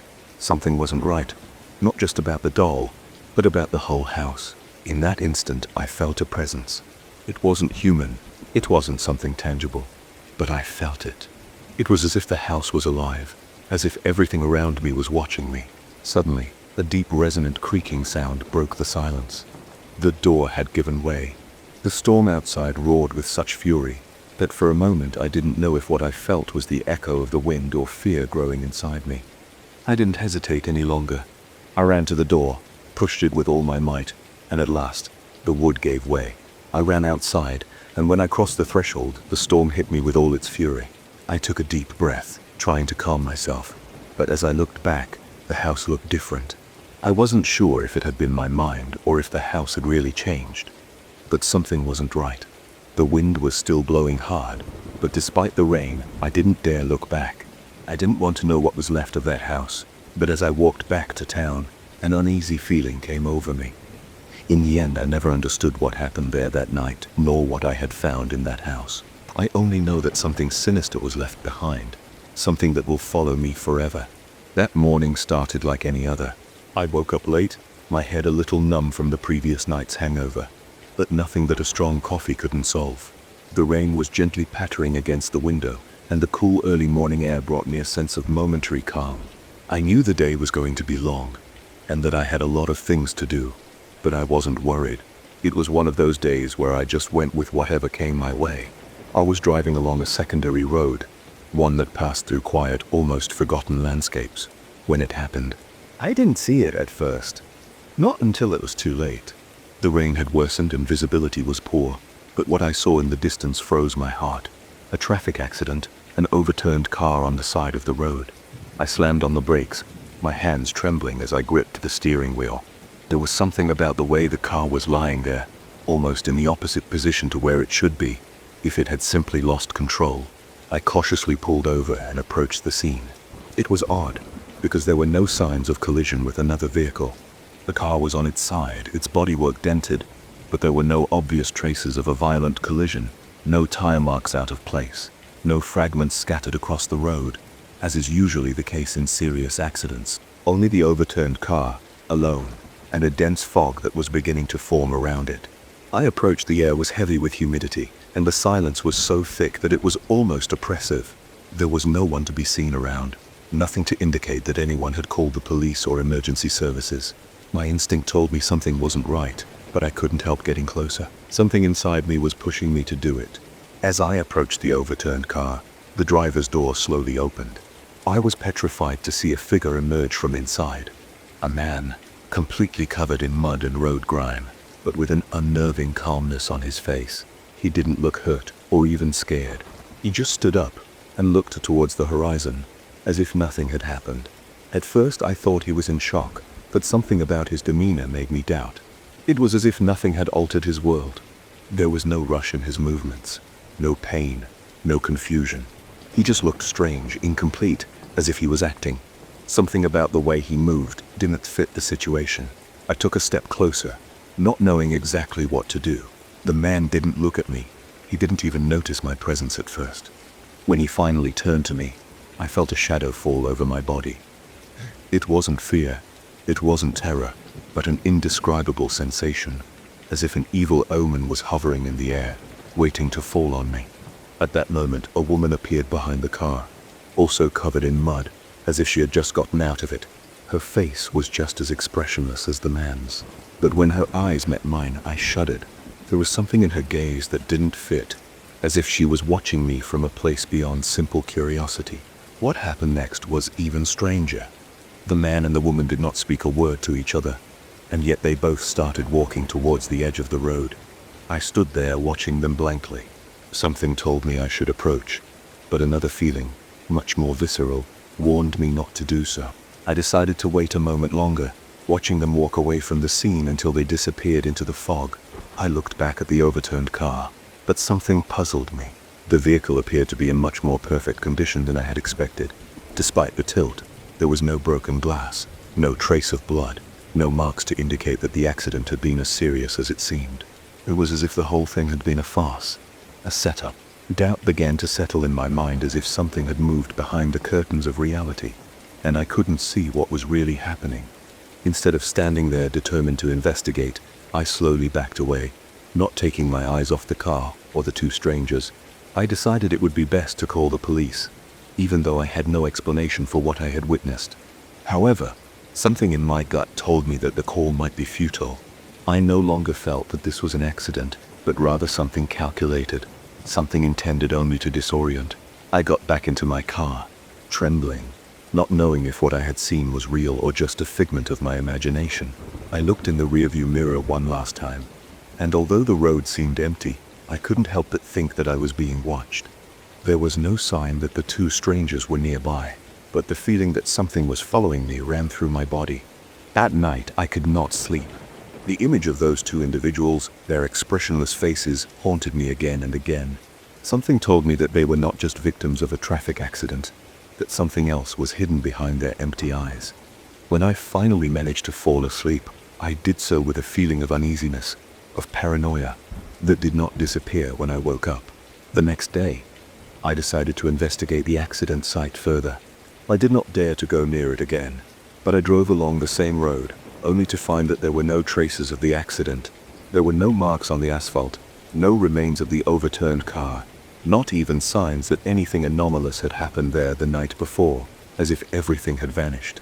The place was intact, as if nothing had happened. Later that afternoon, I received a call. I wasn't sure why, but something in the caller's voice chilled me. It was the police. They informed me that there were no accident reports on that road, not in the vicinity, nor in the hours around the time I had been there. There was no evidence of what I had witnessed.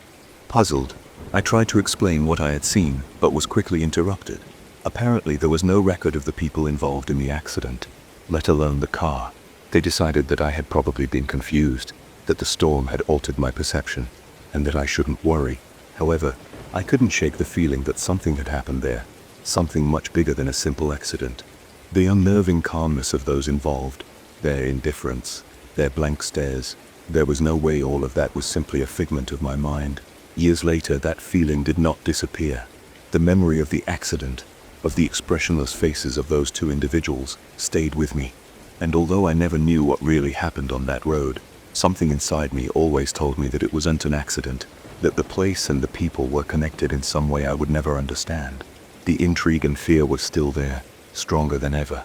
And although I tried to forget it, something told me that I would never escape from what I had witnessed, not because it was an inexplicable event, but because I knew that what I had seen, or thought I had seen, was only the tip of the iceberg of something much bigger and more terrifying. Something that still remains hidden, lurking, waiting to be discovered. In the small town where I was born, there was always a legend about an ancient mirror that had been the subject of whispers and fears for generations. It was said that this mirror not only reflected reality but also had the power to alter one's perception of it. Those who looked at it with sufficient concentration, they claimed, could see alternative futures, moments that had not yet happened, or even terrible changes in their own existence. Some claimed the mirror was cursed, while others said it simply possessed a power beyond our comprehension. I never believed in those stories, nor in the superstitions that were woven around them. I lived my life rationally, looking for logical explanations for everything around me. But as it usually happens in such stories, everything changed the day I found that mirror. The find was not planned. I was exploring the home of an old family friend, someone with whom I didn't have much contact, but who had decided to sell his property. The house, now empty of furniture, retained the air of what was once a warm and lively home. As I walked through the cluttered rooms, something caught my eye in the last room, a small, dusty room at the end of the hallway. It was an antique mirror framed in dark wood, with carved details that seemed to form almost incomprehensible figures. As I approached the mirror, I felt a strange sensation run through my body. It was as if I was being watched, as if the mirror itself had a will of its own. It wasn't the shine on its surface that attracted me, but something in its depths, something I couldn't describe in words. I leaned toward it, and for a brief moment I saw myself reflected. It was not my ordinary reflection. There was something in my eyes, something that seemed to slowly distort. I thought it was a product of the dim light coming through the window, but something inside me told me it wasn't just that. My face, which normally looked calm, now seemed uneasy, as if something was behind me, watching me too. I decided to turn around, but there was nothing there, just the heavy air and the humidity of the abandoned house. At first I ignored it. It was just an old mirror, I thought, an antique that had been forgotten. But the next day when I returned home, the feeling persisted. Something told me that I had to go back, that I had to look at it one more time. I didn't know why, but the restlessness turned into obsession. Something was pulling me towards that house, towards that mirror, as if I was destined to find answers to something I didn't even know existed. I returned several times that week. Every time I approached it, the mirror seemed to call to me, to draw me in with an invisible force. All I could do was stare at it longer and longer. As I did so, I began to notice changes in the visions I saw reflected. At first, there were just small details, things that shouldn't be there. For example, once I saw my face reflected, but with a scar I never had before. Another time I saw myself smiling, something that seemed strange to me because I didn't remember laughing at the time. But everything changed the night I saw something much more disturbing. It was a stormy night. Rain was pelting my apartment window as I stood in front of the mirror.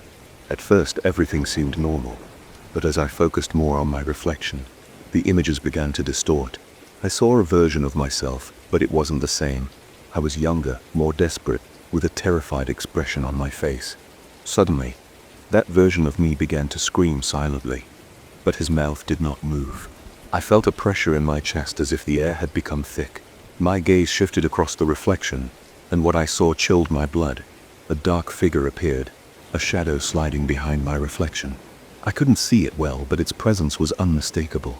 As the figure drew closer, the reflection of myself began to slowly fade, as if it was being absorbed by the mirror itself. I tried to pull away, but I couldn't. I was paralyzed, trapped by the crystal and glass. Fear came over me, and my body reacted with a mixture of terror and confusion. I couldn't stop staring. The reflection of myself was no longer me. It was a twisted, distorted version, with completely black eyes and disfigured skin. I began to feel an unbearable heat, as if the mirror was consuming me. It was as if I were trapped between two worlds, between reality and something much darker.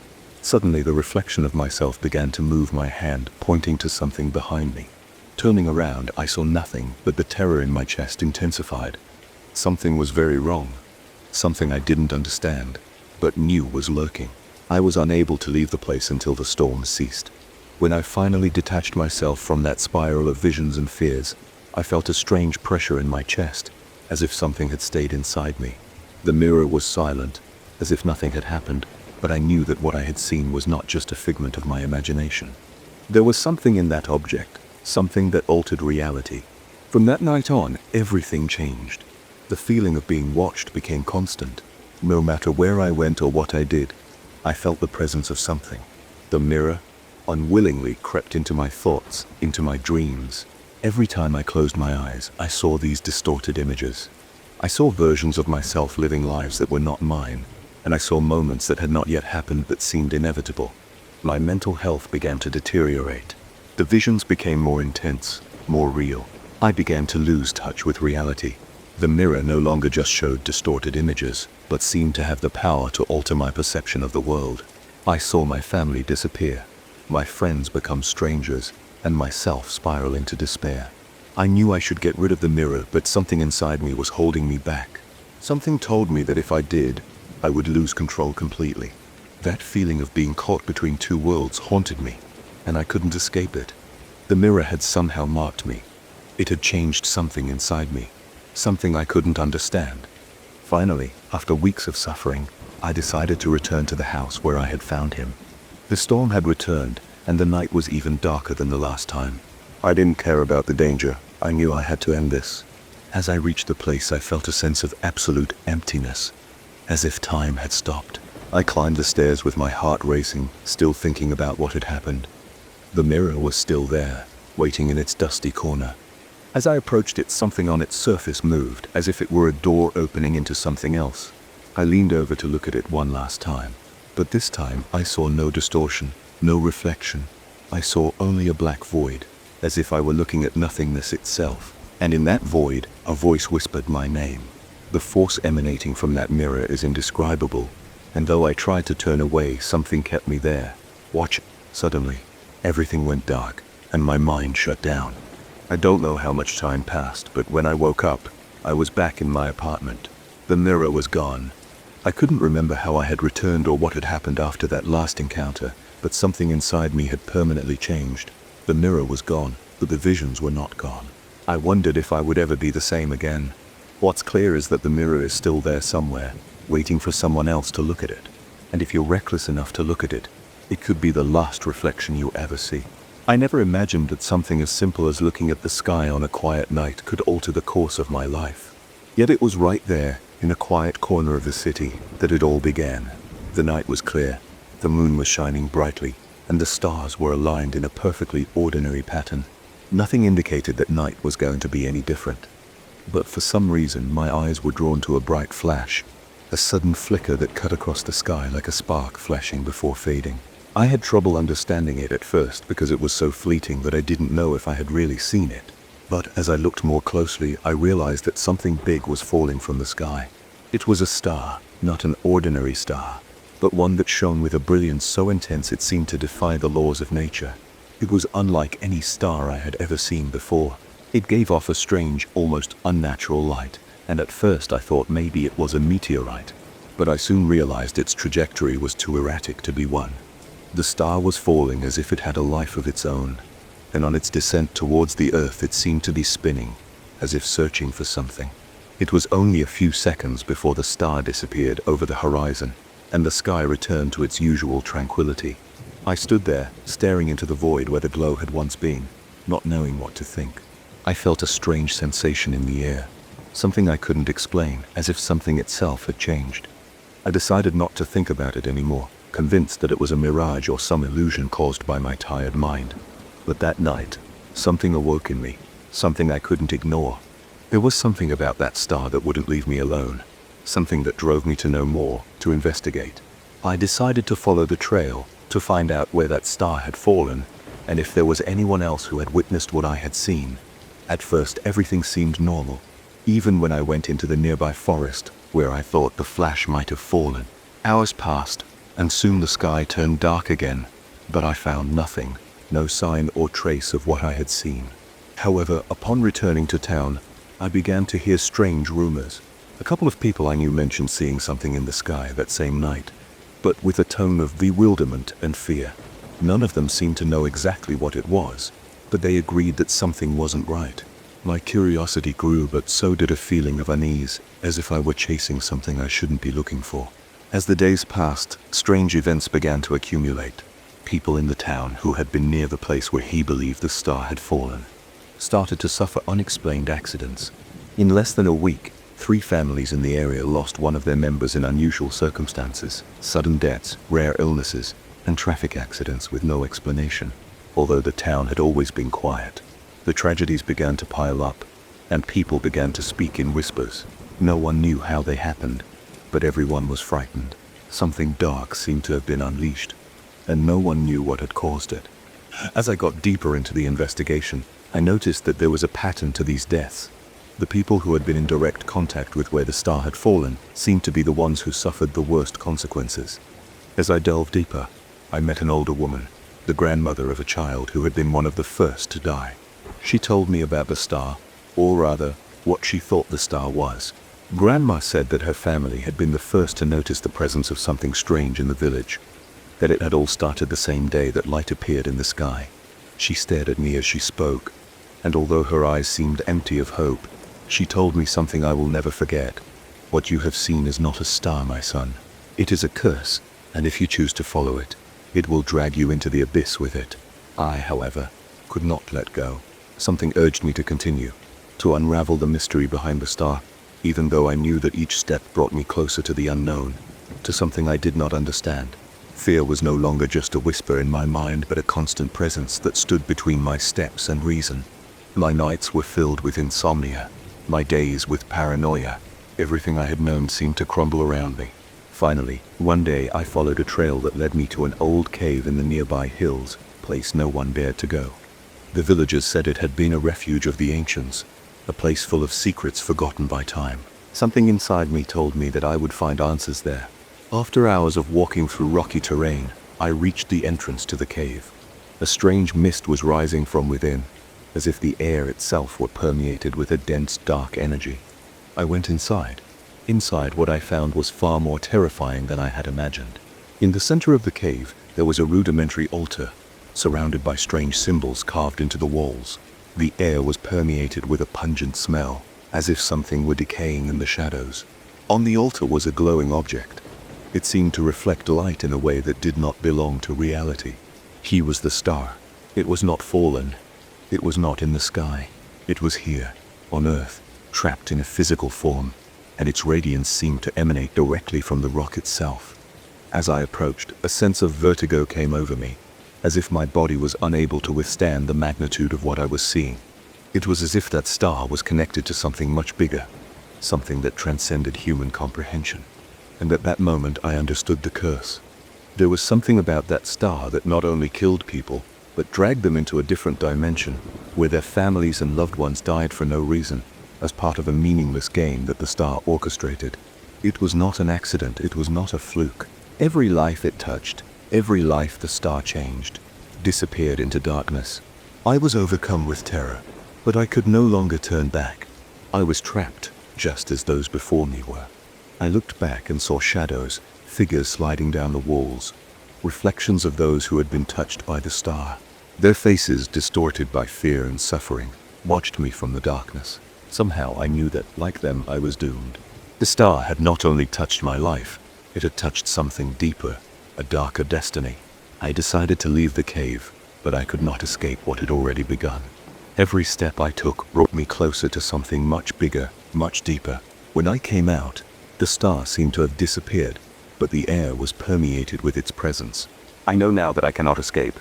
I am trapped. And every night when I close my eyes, I can feel its glow lurking, pulling me more and more into its terrible influence. The curse is still alive, and I know sooner or later I will fall. Because once the star looks at you, you can no longer escape its glow. When I moved to the old house on the outskirts of the city, I did so with hope of finding a quiet refuge away from the hustle and bustle of modern life. The house was large, one of those period buildings that retained the majesty of yesteryear, but also seemed to carry the weight of the secrets of generations past. My goal was simple: to enjoy a spacious home all to myself, a place where I could write and find peace. However, what I found in the depths of that house changed my life forever. The move was quiet, with no big surprises. The smell of old wood, the creak of the beams under my feet, Everything seemed preserved by the passage of time.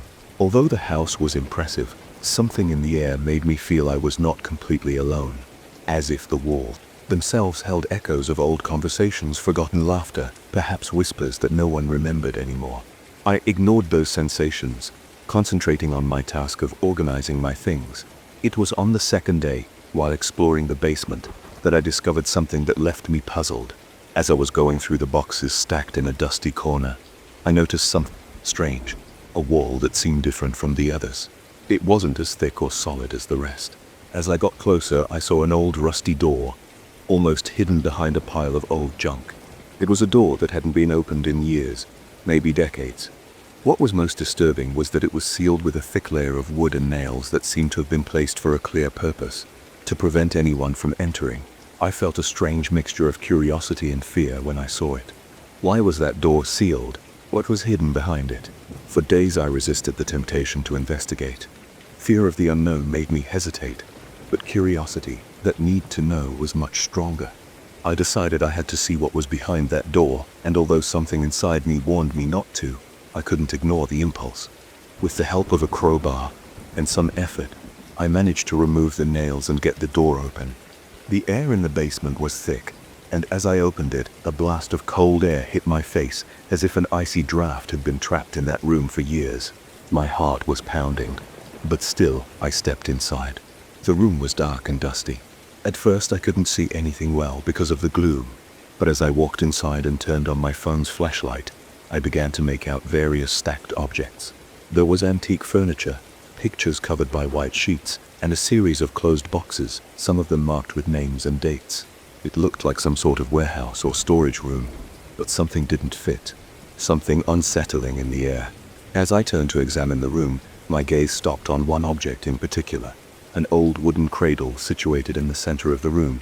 It was covered with a dirty cloth, but the strangest thing was that it seemed to be in perfect condition, as if it had been placed there very recently. I approached slowly, feeling a shiver run through my body. As I lifted the cloth, a sense of horror came over me. In the crib were several items that belonged to a family, or so it seemed. A hand-woven blanket, a couple of broken toys, and what looked like a framed photograph. The picture showed a woman, a man, and two small children, all with a haunting expression, as if something was wrong at the time the picture was taken. My heart raced as I looked at the photograph. I didn't recognize the people in the picture, but there was something about their faces that made me feel uncomfortable, as if I were looking at someone who shouldn't be there. As I looked further into the room, I began to find more things. There were more photos, some of them faded with the passage of time, but all with the same strange feeling as the first one. Smiling families, children running around the garden of what must have been the house, but in each photo there was something unsettling, something I couldn't identify. In addition to the photos, I found a series of letters, some handwritten, some typed. They all seemed to be personal correspondence, but the strangest thing was the content. They mentioned a family that lived in the house many years ago, a family that disappeared without a trace. Neighbors recalled that the family had been very close, but after a stormy night, they simply did not return. The house was left empty, and no one ever heard from them again. Something churned in my stomach. I was beginning to understand what was happening. This house, my house, had belonged to that family, and everything I found in that room seemed to be a time capsule, a reminder of a forgotten tragedy.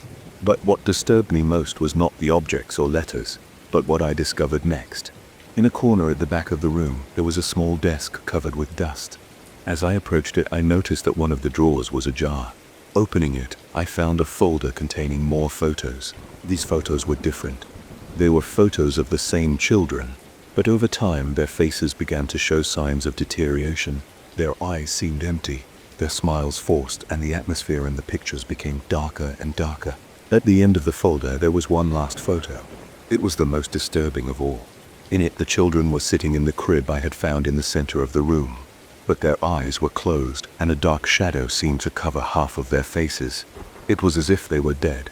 Something wasn't right with that image. Something in the back of my mind told me that this was no ordinary photo, but something much more sinister. That's when it all started to make sense. The family had disappeared, but it wasn't just an accident or a runaway. Something had happened in this house. Something that was connected to the star in those photos. Something that didn't want to be remembered. something that had been trapped in those walls. My breathing quickened as I realized what I had unearthed. I looked around, feeling something watching me from the darkness, something that didn't want me to know the truth. But before I could do anything, I heard a sound, a faint rustling, as if something was moving on the upper floor. I froze, holding my breath, but the sound stopped as suddenly as it had started. However, something had changed in the atmosphere. It was as if the house had awakened from its long slumber, as if everything that had been sealed away for so long was now ready to come to light. I decided it was time to get out of that room. Something told me I had dug up more than I should have. As I closed the basement door behind me, a shiver ran down my spine. I wasn't sure what I had discovered or what had happened in this house many years before, but something inside me told me that nothing would ever be the same again. The house had reclaimed its history, and now I was trapped in it. Returning to the second floor, I looked out the window into the garden. The storm had started again, and an icy wind was blowing in the darkness. At that moment, something strange made me look again at the cradle I had found in the basement. I couldn't stop thinking about those children, their faces, the way they looked, waiting. It's as if they were still here, somewhere in the house, waiting for someone else to find them. The feeling of being watched did not leave me, and as I moved away from the window, I felt the air getting colder and colder. The house had secrets, and I had just uncovered one. But at what price? It all started on a grey afternoon when I arrived home after a long day at work. I was tired, just wanting to rest. But what I found in my mailbox that afternoon changed my life forever. It was no ordinary package or letter. It was an envelope with no return address, a dark color, and a strange texture. At first I thought it might be an advertisement or an unimportant offer. But as I held it up to the light, I realized it had no stamp, no address, no name. Just a handwritten address in red ink, which seemed to bleed into the paper. Instinctively, I felt a shiver run down my spine, but I pushed the feeling aside. After all, who isn't intrigued by something so unusual? I opened the envelope with a mixture of curiosity and distrust, and the first thing I noticed was that the letter inside was not written with an ordinary pen. The ink, a deep red, was spread across the paper in a way that didn't look human. The words were written clumsily, as if the hand that traced them was trembling, that there was a strange precision in their arrangement. The message was brief, yet enough to make my blood run cold. The future is already sealed. You cannot escape. What's coming is inevitable. Each of us has a role to play in the final outcome. The countdown has begun. You are marked. Your destiny will lead you into darkness. The paper fell from my hands to the floor. An uneasy feeling grew like a wave in my chest. No one had ever warned me of anything like this. No one in my life had ever spoken of what's to come, or a marked destiny. I looked at the letter again and again, as if trying to find something that would help me understand what it was about. But all I saw was red ink, crude, cryptic words, and the feeling that something very dark was about to happen. I decided to ignore it, filing the letter deep in the back of my mind, but something told me I shouldn't have. That same night, I woke up startled. The sound of the storm outside echoed off the walls of my room. I felt a knot in my stomach, as if something was stalking me. Something in that letter wouldn't let me rest, and curiosity began to eat away at me. The next day I searched the internet for any clues that might shed light on the message. I typed in the most relevant words from the letter: sealed future, inevitable, countdown. To my surprise, I found several forums and articles from people who reported receiving similar letters. Some of the descriptions exactly matched mine. Envelopes with no return address, red ink, cryptic messages. Each of the testimonials I read seemed to follow the same pattern. People from different parts of the world, all connected by a message that repeated with slight variations. In one thread, a woman related how she had received a similar letter and initially ignored it, thinking it was a prank. But after a few days, what seemed like a pattern began to happen. Strange events occurred around her. Her family suffered an accident. Her house was destroyed by fire. Other testimonies told of equally inexplicable and terrifying situations. Something much more sinister was afoot. With each testimony I read, I felt more trapped. Not only had I received a strange letter, but I was now linked to a network of people who had also been sent the same message.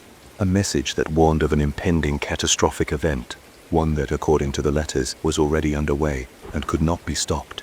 My nights became restless. I woke up constantly, agitated by nightmares where I saw shadows stalking me, known and unknown people staring at me as if they were waiting for something. Something approaching, something I could not avoid.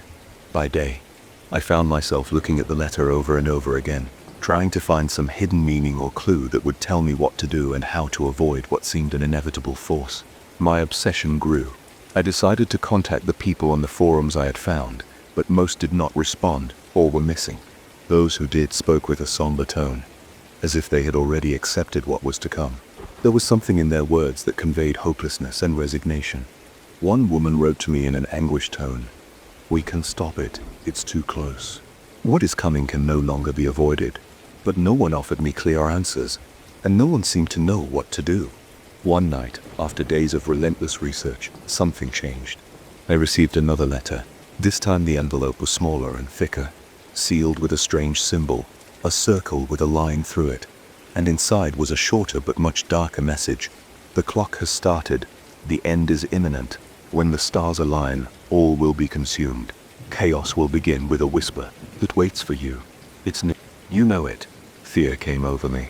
The same feeling of unease I had experienced since the first letter intensified. I decided then that I had to act, that I could not stand idly by while something unfolded, something I did not understand but which I felt was catching up with me. The letter said chaos would begin with a whisper. But what did that mean?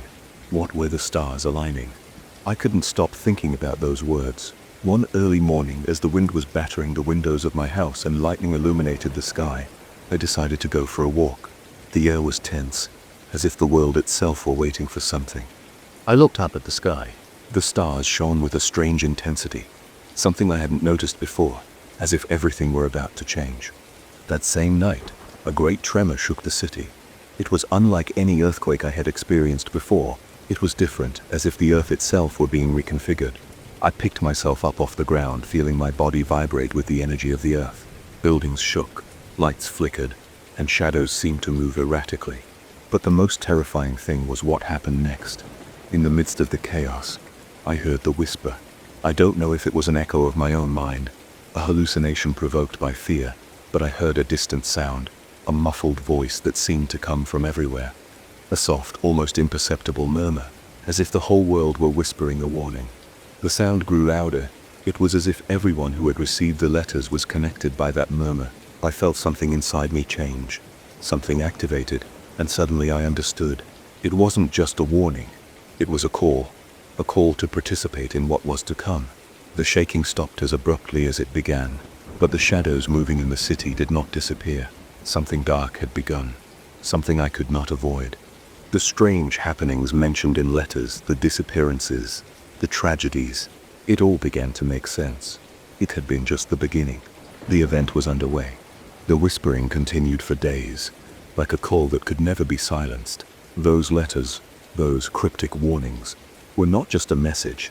They were a warning of what was to come. And now, as I looked up at the stars aligned in the sky, I understood that there was no turning back. The catastrophic future we had been shown was not just a possibility. It was our destiny. The letters were no longer just words on paper. They were the truth, and there was no escaping it. Ever since I was a child, I've always had a fascination with the unknown. Books about lost civilizations, ancient maps that promise to show hidden worlds, and tales of explorations beyond imagination. What intrigued me most, however, was the idea of a city submerged in the depths of the ocean. I had read about such places in myths and legends, but when an old map came into my hands at an antique store, what I discovered seemed like something out of a story too scary to be true. The map was an antique piece with worn edges and drawings that seemed to have been created by hands that knew the sea much better than any modern geographer. The paper was yellowed by the passage of time, but the outline of the submerged city was clear, as if someone had wanted to make sure that this secret would last. According to the map's indications, the city was located in a remote spot, where the ocean waters mingled with darkness in an area sailors feared. The legend spoke of a civilization so advanced that its achievements were not only technological, but also spiritual. But then all was lost. As if engulfed by the sea itself, curiosity overcame any doubts I might have had. The idea of being the first to find what had been lost for centuries consumed me, and without much thought, I began to organize an underwater expedition.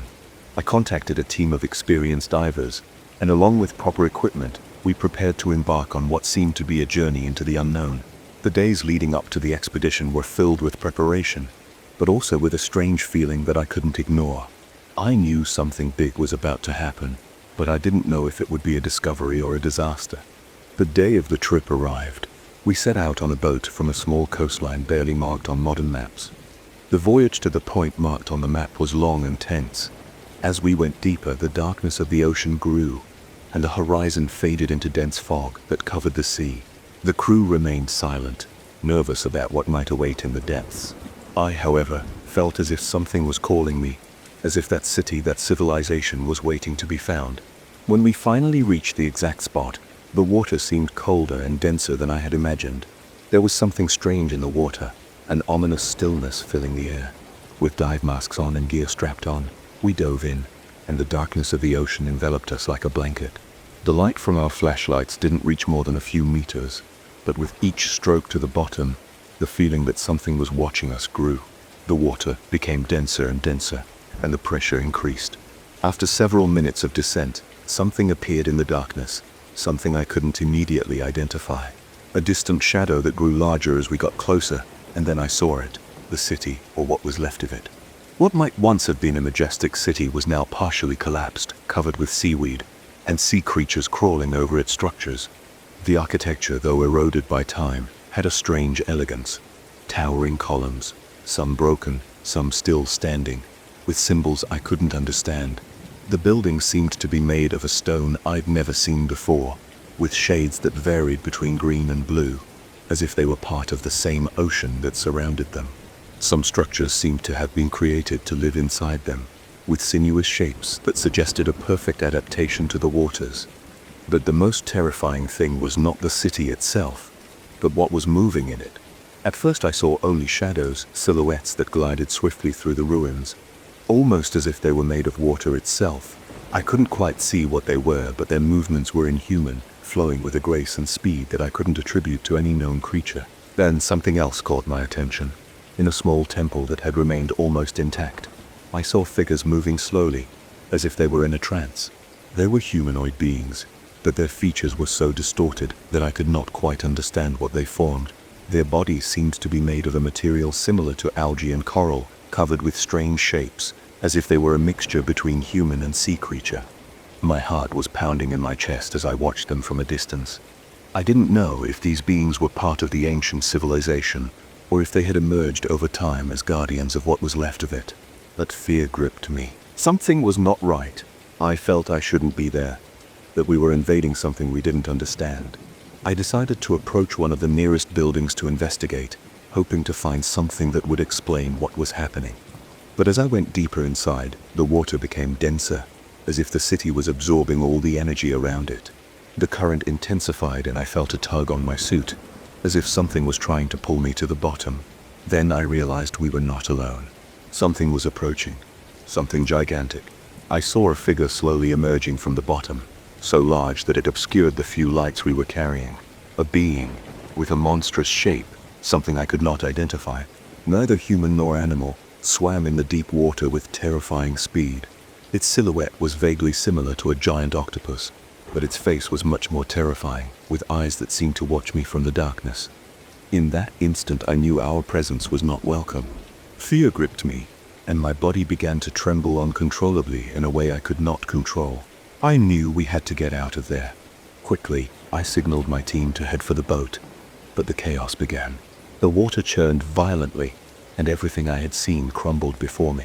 The monster, or whatever it was, came even closer, and the sea became darker than ever. My breathing quickened as I swam desperately toward the surface, feeling the water pulling me against my will.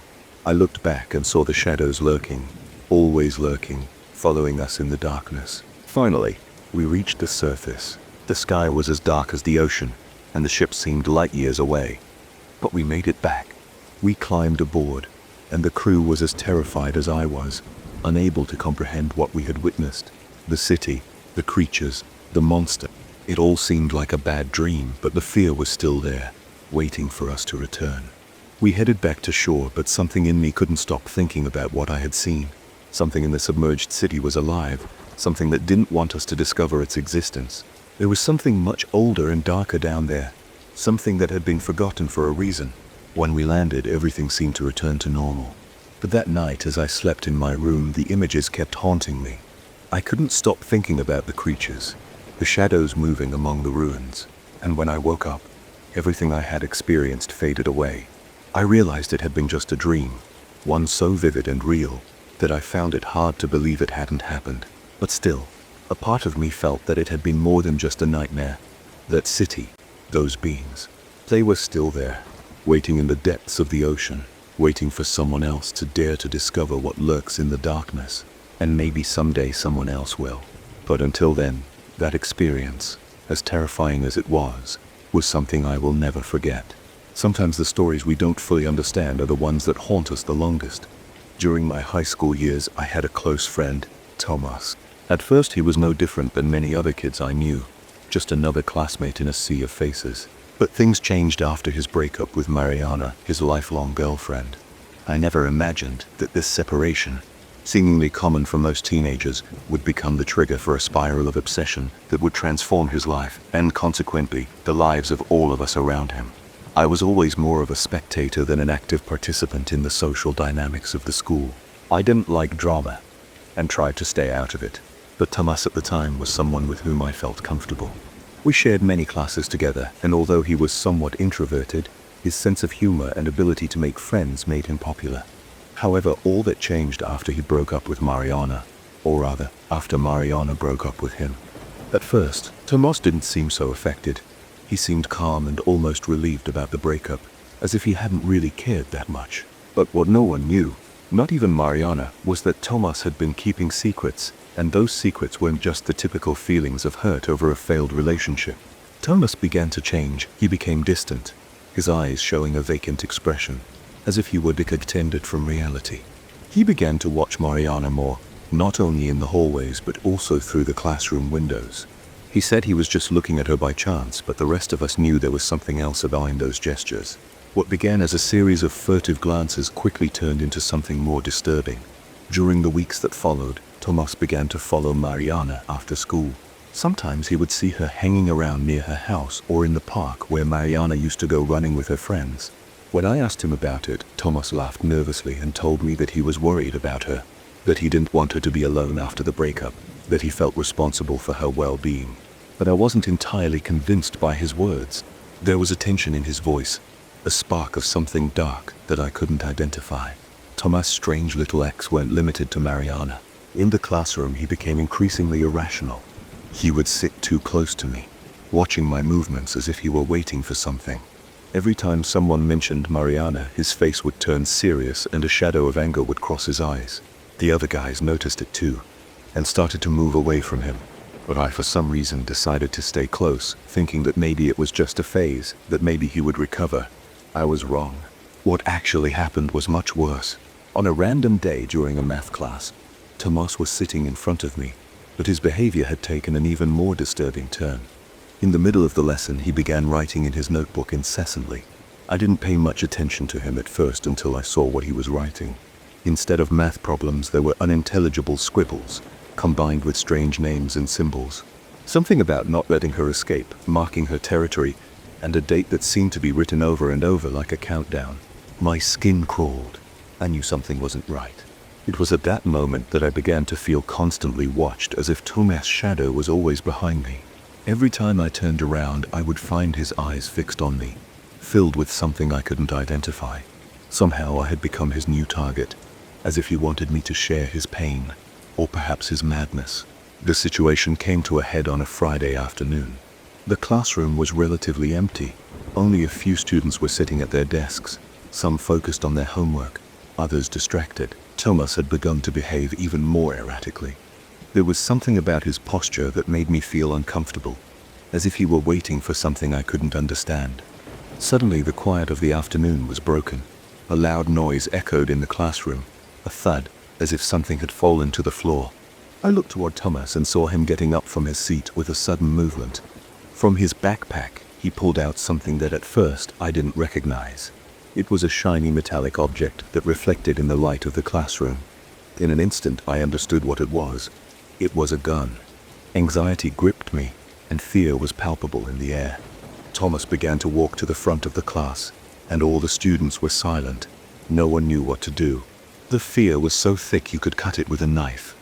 His face was so tense, so angry, that he seemed to have lost all sanity. He looked around, and our eyes met. I don't know why, but I felt that his gaze said more than I wanted to understand. I felt there was a decision, a choice in his eyes, and I was part of that choice. At that moment, all I could do was act instinctively. I got up and headed for the door, intending to alert the principal or a teacher. The door was at the end of the classroom, and as I ran towards it, I felt Thomas' presence approaching rapidly. A warning shout escaped my lips, but the instant I turned to look, a shot rang out in the classroom, causing everyone present to duck. The bullet missed me, but the sound, the terror in the eyes of my classmates will be etched in my memory forever. Thomas didn't shoot anyone else. After that first shot, he just stood there, still staring at the gun in his hands as if he didn't know what to do with it. Minutes seemed like hours, as we all waited, terrified for someone else to intervene. Eventually, someone managed to alert a teacher who was nearby. Chaos erupted as the police arrived and Thomas was led away, his hands cuffed and a blank look on his face. After that day, school was never the same. Some of my classmates stopped talking about Thomas, as if the mere mention of him would invoke a sense of evil. Mariana left school soon after, although no one knew if she left because of the trauma or for other reasons. Most of us tried to move on with our lives, but I could never stop thinking about what happened. How such a normal kid, someone I shared so many classes and moments with, could get to that point of obsession and violence. The reality of the situation hit me with the force of a wave. I don't know what really happened to Thomas after that day. Some people say he was sent to a rehabilitation center. Others say he was admitted to a psychiatric institution. The fact is that after the incident, he never reappeared. The memories of that day, of the fear, and the terrified faces of my classmates remain a recurring nightmare that haunts me, even though school went on as if nothing had happened. But I could never get one question out of my mind. What would have happened if Thomas had achieved his goal? What would have happened if the tension in the air had exploded in a different way? Those questions, although I have no answers, still haunt my mind. I will never be able to remember Thanksgiving that year without a shiver running down my spine. I was just a kid then, maybe about 10 years old, but something about that day, something that happened right after dinner, marked my life forever. I could never understand what really happened, and the uncertainty haunts me even now, many years later. My mother's death was not something natural, but neither was it something they could explain. All I know is that after that day, our house became a strange place, a place I never stopped fear to, although the fear became something else as I grew older. Thanksgiving evening began like any other Thanksgiving evening. My mother, with her unmistakable cheerfulness, had spent all day preparing the turkey, potatoes, pumpkin pie, and the other delicacies that characterized that holiday. My father was in the living room, watching a soccer game, and I, as usual, played with my toys on the dining room floor. The house was warm. The aroma of food mingled with the distant laughter of my uncles and cousins gathered in the living room. Everything seemed perfect. But something changed the moment everyone left the table. When the last voice died away and the dishes were put away, I stood in the dining room watching my mother pick up the remains of dinner. It was then that I felt a strange sensation, a knot in my stomach, that I couldn't explain. It was as if a shadow had fallen over the house, an invisible weight settling in without me being able to understand it.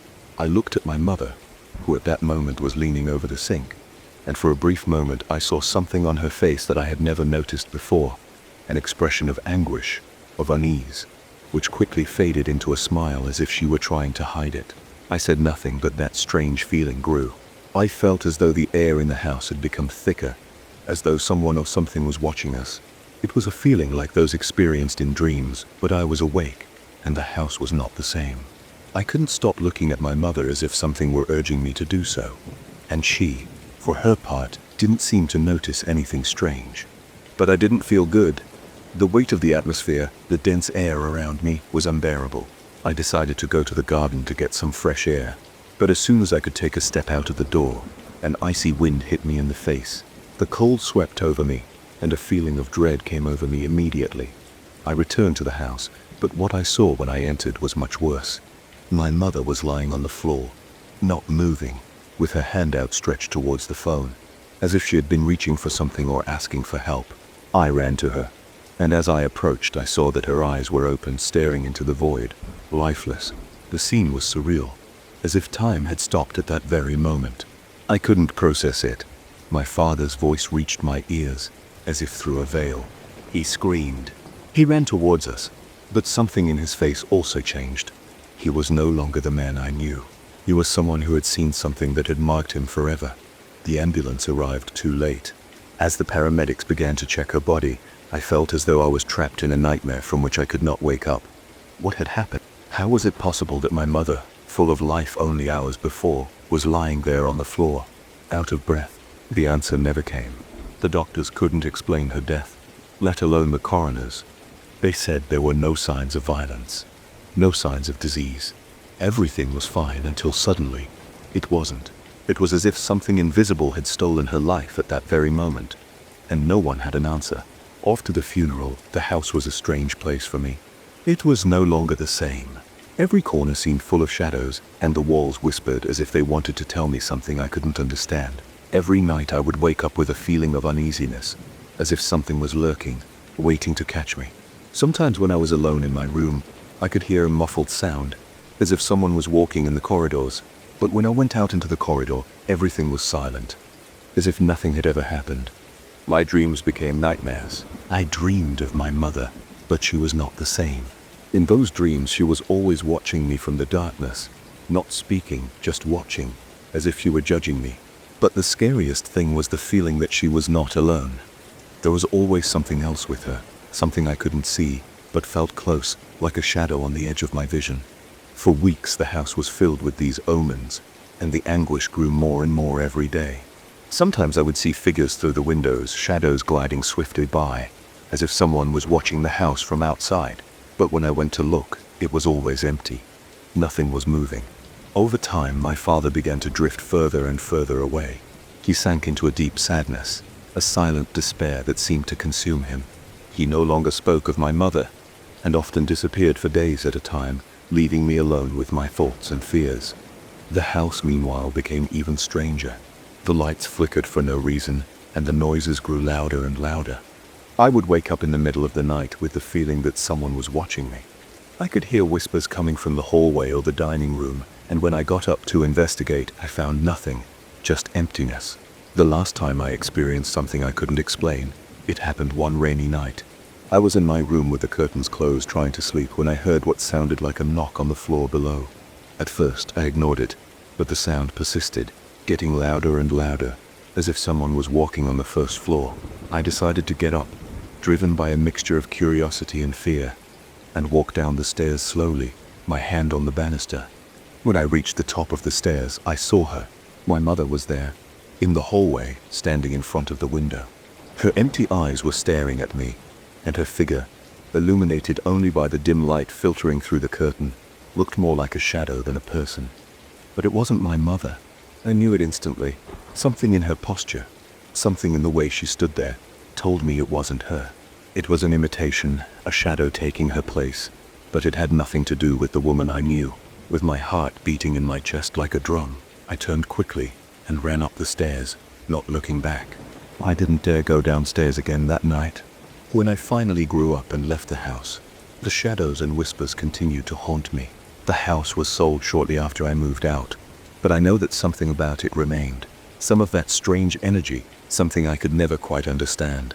My mother's death, the sense that it was unnatural, remained unresolved, and the fear that Thanksgiving night provoked never faded. What happened that night remains a mystery, something that cannot be rationalized. As the years went by, I resigned myself to living with restlessness. I never knew what had really happened, nor what had caused my mother's death, nor what that presence in the house was. But despite the years and attempts to escape the darkness of those memories, a part of me still feels like it's still there, that it never left. And on the darkest nights, when the wind hits the windows, I can swear I still hear distant whispers, as if something is waiting for her to return. Moving to a new house always brings with it a mixture of emotions, excitement, nerves, even a certain melancholy at leaving behind the familiar. For me, it was a fresh start, an escape from a stage of my life that I needed to leave behind. The house was not particularly large or luxurious, but it had what I was looking for, tranquility and solitude. It was located on the outskirts of the city, surrounded by tall trees and the constant whisper of the wind, which rustled the branches as if they were telling ancient secrets. The first few days were pleasant. I settled in quickly, unpacking boxes and finding a place for everything. The nights were quiet except for the occasional sound of the wood in the house adjusting to the temperature. The master bedroom, with its high ceiling and windows facing the forest, became my favorite retreat. Everything seemed perfect until one rainy night. While I was trying to fall asleep, something made me open my eyes. At first, I didn't know what it was. Maybe it was a noise or just that inexplicable feeling of being watched. The first thing I saw when I woke up was the ceiling, a smooth white surface that was nothing special. But as my eyes got used to the darkness, I noticed something strange. A small, round, almost imperceptible spot was in the exact center of the ceiling. I sat on the bed to observe it better, but it seemed to be just that, a spot. I thought it might be moisture from the rain, so I decided not to pay much attention to it and went back to bed. As the days passed, the spot began to change. It didn't get bigger, but more defined. It seemed to take the shape of a perfect circle, as if someone had drawn an outline on the ceiling. The most disconcerting thing was that at certain times, especially on rainy nights, I had the feeling that the spot followed me. If I moved in bed, I could swear it changed position, adjusting itself to stay directly above me. Things started to get stranger when I realized it wasn't just my imagination. One night, while it was raining hard, I woke up with that same uncomfortable feeling. I looked up at the ceiling, and this time I saw it clearly. The stain was no longer just an abstract shape. Instead, it looked like an eye, a perfectly delineated eye with a dark, shiny iris that reflected the dim light from the lamp on my bedside table. It wasn't possible, I told myself. It was a play of shadows, an illusion caused by my tired mind.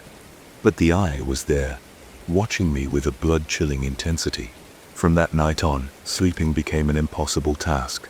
Every time I tried to close my eyes, I felt that eye watching me, analyzing every movement, every breath. During the day, it disappeared completely. The ceiling would go back to being white and harmless, as if nothing had happened. But at night, especially when it rained, it would reappear. At first, I tried to ignore it, convinced that it was just the result of my overactive imagination. But the eye didn't just watch me. It seemed to become more aware of my presence with each passing night. One night, while trying to read to distract myself, I felt a slight movement in the ceiling.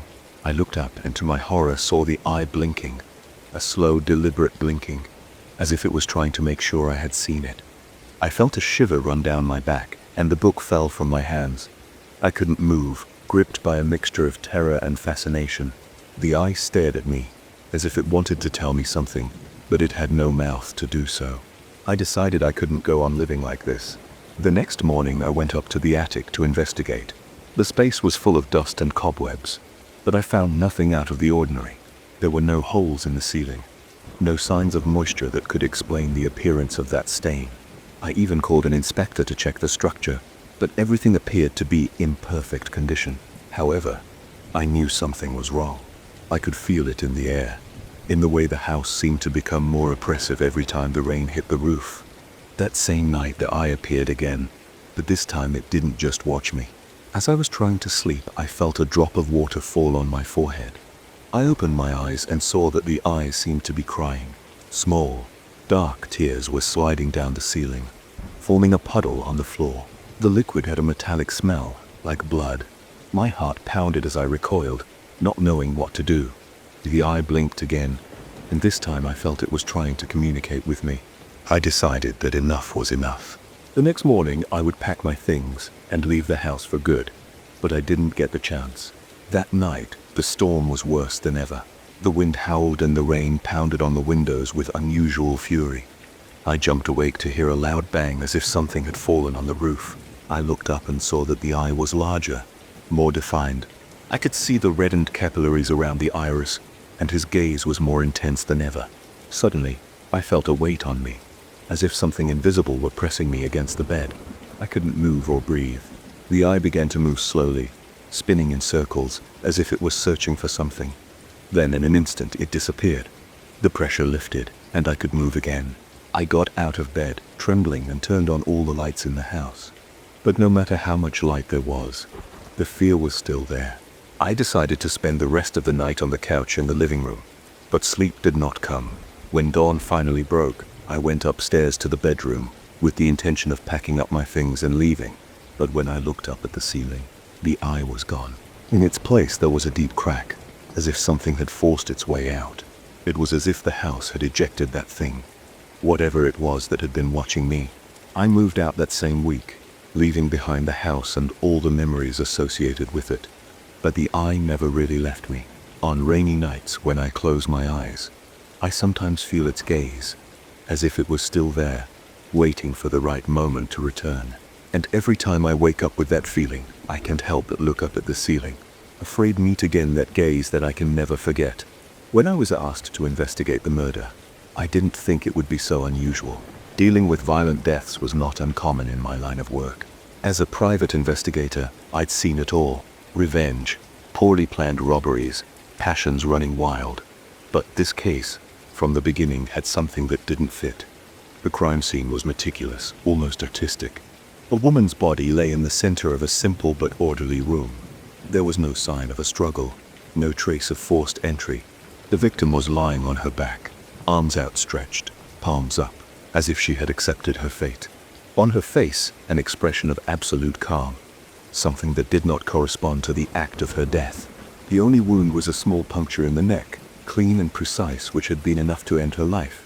There was no blood on the spot, except for a thin thread that descended from the wound to the ground, forming a small stain that seemed carefully contained.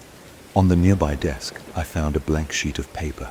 There was no suicide note and no obvious clues. Everything seemed empty, devoid of answers. But what was most disconcerting was the atmosphere. There was something in the room that made the air feel heavy, as if it were laden with secrets that did not want to be discovered. The first days of the investigation were fruitless. Clara, identified as a woman, was quiet and reserved. She had no enemies, at least not that anyone knew of. She worked in a library and lived alone. Her routine was as predictable as anyone else. Interviews with friends and acquaintances revealed nothing out of the ordinary. However, there was something in her life that didn't quite fit. A gap in her background that no one seemed to notice except me. One afternoon, while going through his belongings, I found something strange. Among his books, there was a small black notebook with no title. The pages were full of drawings, scribbles that seemed to make no sense, circles, crossed lines, and geometric figures. But as I looked closer, I noticed a pattern. The symbols were not random. There was an order to them, a structure that seemed to tell a story. The last few pages were empty except for one handwritten line. Everything must go back to the beginning. I had no idea what it meant, but the phrase stayed with me, repeating in my mind like an echo. As I tried to decipher the meaning of the notebook, I began to notice strange things. At first, they were small details, shadows that seemed to move in the corner of my eye, a barely audible rustling in the quiet of my office. But then the incidents became more disturbing. One night, returning home, I found the door open. Nothing had been stolen, but on my desk was the black notebook, open at the last page, with that same sentence that now seemed like a warning. The investigation took an unexpected turn when the coroner delivered the final results. Clara's cause of death was clear, but there was something peculiar in her blood, traces of an unknown substance, something that did not appear in any medical record. It wasn't poison or drugs or anything they could identify. It was as if her body had been touched by something foreign, something beyond human understanding. With each passing day, I felt that the case absorbed me more and more. My dreams were filled with disturbing images. Clara's body, the symbols in the notebook, the whisper that now seemed to have a voice. One word kept repeating itself in my mind when I woke up, although I didn't know its meaning. Something told me that the answer lay in Clara's past, in that emptiness that no one had been able to explain. Following my intuition, I looked further into his life before moving to the city. I discovered that he had lived in a small town, one that no longer appeared on maps. Locals referred to it as a shadow of the past, a place abandoned after a tragedy that no one wanted to remember. Clara had grown up there, and her family had disappeared under strange circumstances. It was as if she had escaped from something that had caught up with her in the end. The day I decided to visit that town was when everything began to fall apart. The streets were deserted. The houses were in ruins. It looked like a place frozen in time, as if everyone had abandoned their lives from one moment to the next. I found what I assumed was Clara's house, a crumbling structure covered in weeds. Inside, the walls were filled with the same symbols from the notebook. I felt something watching me, something I couldn't see but whose presence was undeniable. In the center of the main room, I found a circle drawn on the floor. It was identical to the ones I'd seen in the notebook, but this one had a disturbing detail.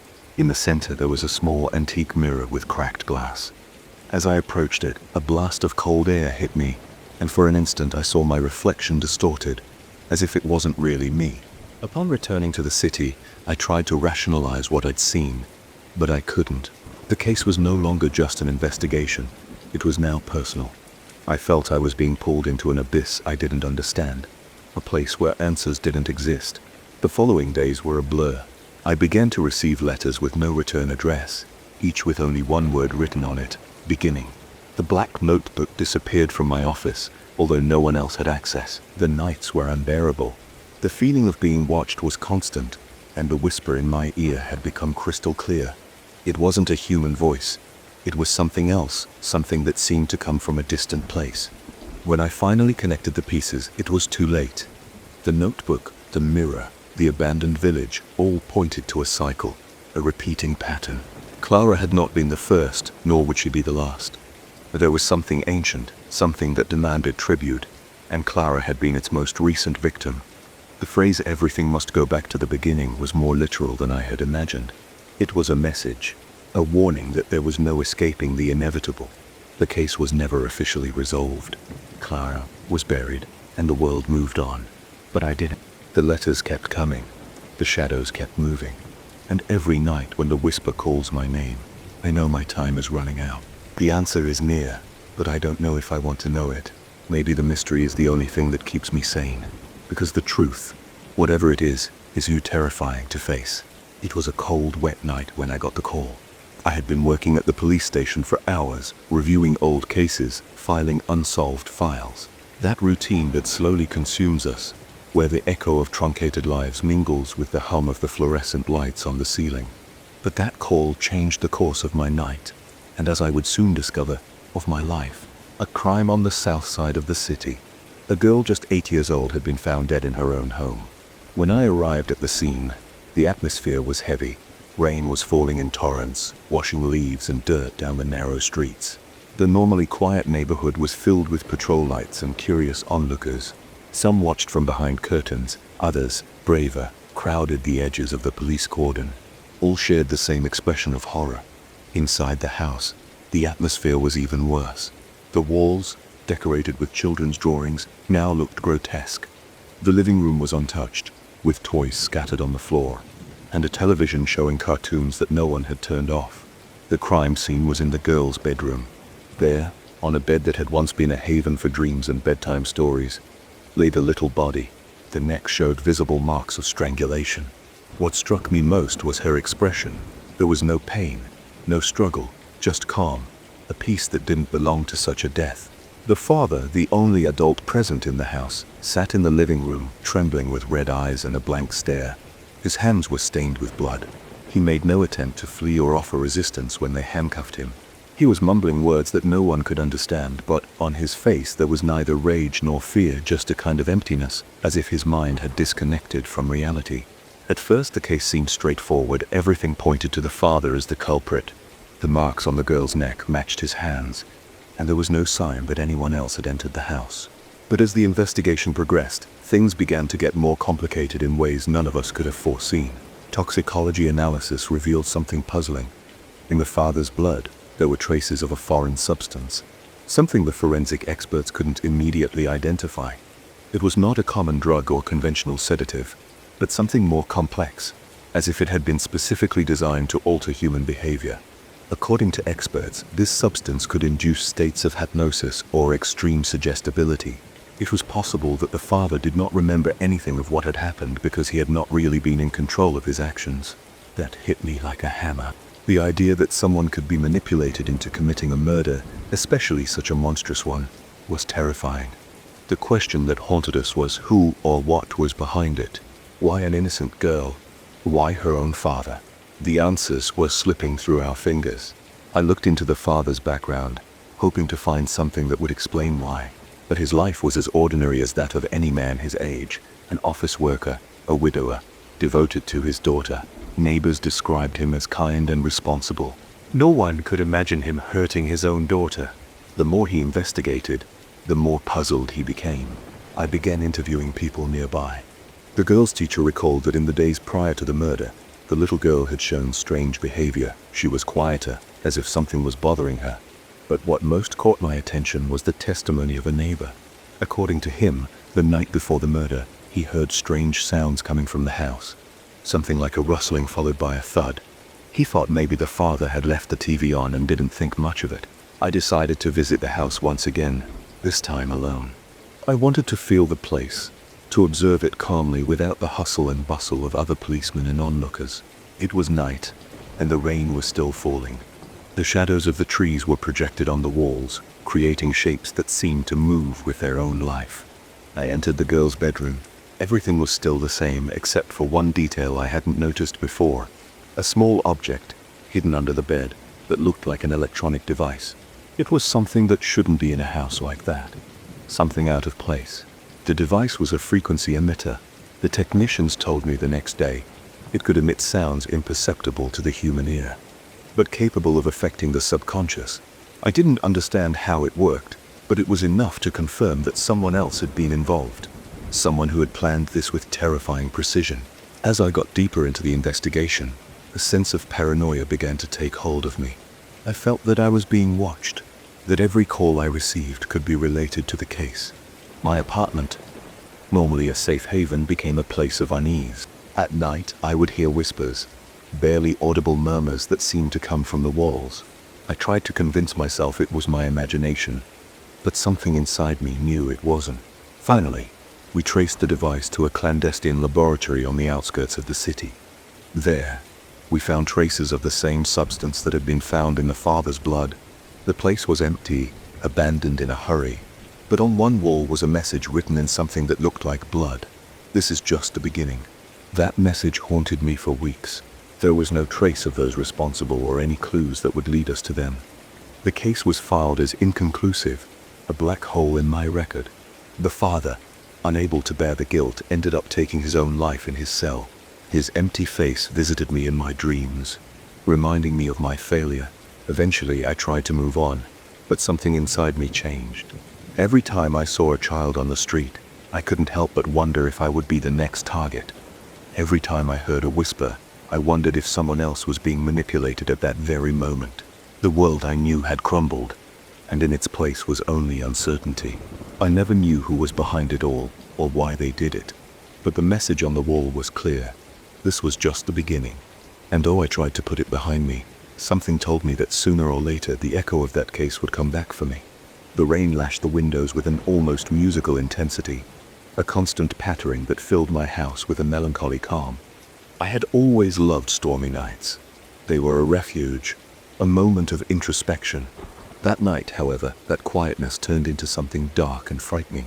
He had lived alone for years in an isolated house on the edge of the forest, a perfect place for someone who enjoys solitude. That night he was in the living room, accompanied only by the crackling of the fireplace and a glass of wine. The television was broadcasting images of some program, and I wasn't paying attention to it, and the wind, getting stronger and stronger, was rustling the boards of the roof. At first, I thought it was a mistake. When I heard the knocking on the door, I assumed that some lost traveler was seeking shelter. I got up somewhat reluctantly, wondering who might be out on a night like that. Upon opening the door, I found a group of soaked people, their faces hidden under water-dripping hoods and hats. They were but blurry shadows in the rain, but their stiff postures put me on alert. Before I could react, they entered my house as if it belonged to them. Leaving a trail of water and mud on the floor, their movements were mechanical, precise, as if each one knew exactly what to do. They closed the door behind them and dispersed without a word, occupying the sofas, chairs, even leaning against the walls. My protest was caught in my throat, choked by bewilderment and a growing sense of vulnerability. There were 5 of them in all, 4 men and 1 woman. Their clothes were soaked and worn as if they had walked for miles in the storm. No one bothered to remove their coats or explain their presence. Each seemed to absorb the heat from the fireplace with an almost predatory intensity. as if that fire was the only reason they were alive.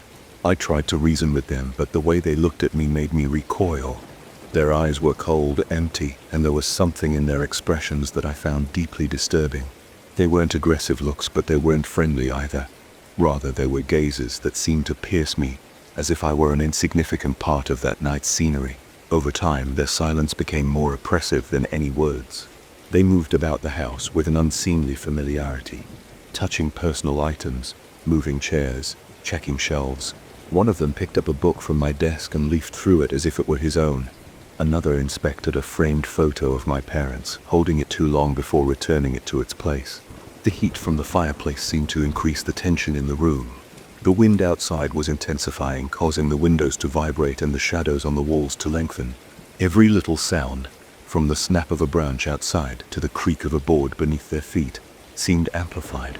My discomfort grew when I noticed that not everyone acted in the same way. While some remained almost motionless as if they were waiting for something, others began to behave strangely. The woman, for example, began to hum a tune that sounded familiar, but I couldn't place it. Her tone was discordant, almost hypnotic, and filled the air with an even greater sense of discomfort. I tried to remain calm, but my reality became clear. There were 5 of them, and I was alone. They were strangers, and I didn't know what they wanted. As the minutes passed, their presence began to feel more invasive, more threatening. One of them, a tall man in a torn black coat, started walking towards me. His gaze never left mine, and his proximity drew me back until my back hit the wall. There was something in his expression, something in how he looked at me, that made my stomach cringe. It wasn't anger or aggression, but a kind of dark expectation, as if he was waiting for me to do something. He didn't touch me or speak. He just stood there, looking at me with those cold eyes that seemed empty of humanity. The silence was broken when one of the men began to laugh. It was a low, throaty laugh that didn't sound like someone finding something funny. Rather, it was the sound of someone enjoying a private joke, a joke I didn't understand. That laugh echoed in my head like a warning, and I knew the situation had reached a point of no return. I decided I couldn't stay there. If I waited any longer, something horrible would happen. I slipped into the kitchen, trying not to make a sound. My target was the back door. If I made it out, I could run to the nearest house or hide in the woods. But before I made it, I heard footsteps behind me. The tall man stood there blocking my path. In his hand he held something that glinted in the dim light of the kitchen. It was a knife, long and rusty. He didn't lift it, but he didn't hide it either. He held it in a way that seemed to say he would use it if necessary. My heart was pounding, and for a moment I considered confronting him. But something in his posture stopped me. It wasn't just the knife, it was the certainty in his eyes that I would not leave that house unless he allowed it. The tension in the air was unbearable. The woman's humming continued, mingling with the other man's laughter. The rain was still pounding on the windows, and the wind seemed to howl with renewed fury. I felt trapped, like a cornered animal. Suddenly the light flickered. The storm was affecting the electricity, and the shadows in the room seemed to come alive. It was at that moment that I heard a loud bang coming from the living room. I ran back, thinking something had fallen, but what I saw froze me in my tracks. The chimney, which had been crackling normally, now emitted thick black smoke. The intruders stood around the fire, motionless, staring at the flames as if something inside them was speaking to them. The smoke began to fill the room, and a choking sensation enveloped me. I don't know how I found the courage, but I ran to the front door. I turned the lock with trembling hands and stepped out into the rain. The cold, damp air hit my face like a bucket of ice water, and I ran without looking back. I don't remember how long I ran, only that I finally reached the road. A car passed by, and the driver, seeing me soaked and desperate, stopped to help me. I couldn't explain to him what had happened. The words wouldn't come out. He took me to the nearest town, where I spent the rest of the night at the police station. When I returned home the next day with an officer, there was no sign of the intruders. The fireplace was intact, the floor dry, as if no one had been there. But in the center of the room on the carpet there were burnt marks in the shape of a perfect circle, surrounded by symbols I didn't recognize. I never went back to that house. I sold it months later, without going in again. Sometimes on rainy nights I can still hear the woman's humming in my head like an echo that refuses to go away. Travel had always been my passion. Whenever I had the opportunity, I would venture out to explore new places, seeking experiences that few others had ever had. The last time was no different, or so I thought at first. I had decided to visit a mountainous region famous for its remote and almost mystical landscapes, where tourism had barely left its mark. However, what started out as an exciting getaway became a memory I wish I could erase. I arrived at the base town after a long journey. The place had a quaint air, almost frozen in time, with wooden houses, dirt roads, and people who seemed wary of outsiders. It was just what I was looking for, authenticity at its best. Little did I know, however, that my search for the genuine would end up leading me down a dangerous path. I had planned a tour of the nearby mountains, a trek that promised spectacular views, and according to the guidebooks, an almost spiritual connection with nature. Upon arrival, I was told it was essential to hire a guide, as the trails were confusing and many parts lacked proper signage. It wasn't long before I found someone who offered to accompany me. The man had a convincing attitude, knew about the hidden places, and spoke enthusiastically about sites that few tourists had seen. I didn't stop to check if he was an official guide. His confidence and apparent knowledge were enough to convince me. The next morning we set off early, with the sky still painted in shades of pink by the sunrise. At first everything was just as I had imagined. The trail meandered through dense forests and deep canyons, with views that looked like something out of a postcard. My guide walked a few paces ahead of me, moving with the familiarity of someone who had traveled these trails all his life. As we progressed, however, something began to change. The trail became less clear, almost non-existent. We moved away from the marked trails and into areas where vegetation was denser and sunlight barely penetrated. I asked if we were going in the right direction, but my guide seemed unmoved. He continued to move forward as if he had a fixed objective that he was unwilling to share. The atmosphere changed drastically. The sounds of the forest, once vibrant with birdsong and rustling leaves, became oppressive. Everything seemed strangely still, as if the forest itself was holding its breath. The air felt heavy, charged with an attention I couldn't explain. After several hours, we arrived at a clearing in the forest. In the center was a structure that looked like an ancient stone altar, covered with moss and vines. It was surrounded by carved wooden totem poles weathered by time, with humanoid shapes that I found disturbing. My guide stopped in front of the altar, and for the first time I felt that something was very wrong. I tried to stay calm, but my instinct told me that this place wasn't safe. There was no sign of other hikers, no sign that anyone had been there recently. The loneliness of the place, combined with the strange energy that seemed to emanate from the altar, sent a shiver down my spine. My guide began to move strangely. He approached the altar, took something out of his backpack, and began to place it on the stone. From my position, I couldn't see clearly what it was, but he seemed to be performing some kind of ritual. His demeanor had changed. He was no longer the confident, friendly man I had known in the village. Now he moved with solemnity that bordered on the disturbing, as if he were following an ancient protocol that only he understood. I took a few steps back, trying to evaluate my options. I didn't know how to get back to town on my own, and the sun was beginning to descend, casting long shadows over the clearing. My guide, if I could still call him that, seemed to notice my discomfort. His gaze, once cordial, turned cold and calculating. Suddenly, I realized that I hadn't brought my phone. I had left it at the lodge, confident I wouldn't need it. That lack of foresight, something I would have considered insignificant before, now left me completely helpless. With no communication and no idea how to orient myself, I was at the mercy of this man who now seemed to have very different plans than I had imagined. I tried to move away slyly, but a crunching sound under my feet gave away my movement. My guide turned to me, his eyes shining with an intensity I had not seen before. It was then that I understood I was trapped. His steps were slow, but determined, and every time I tried to back up, he moved a little further. He cornered me against the altar. His presence was overwhelming, and at that moment I knew I could not trust him. All I could do was wait for a chance to escape, but the place was surrounded by dense, dark orvist. Every step he took toward me seemed to echo in the clearing, like a drum beating out the rhythm of my fear. Just as I was about to resign myself, something unexpected happened. The sky, hitherto clear, became covered with black clouds, and an icy wind began to blow across the clearing.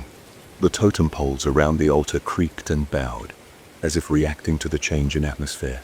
My guide, who seemed completely focused on me, suddenly turned toward the altar, as if something had called him. I took advantage of their distraction to run.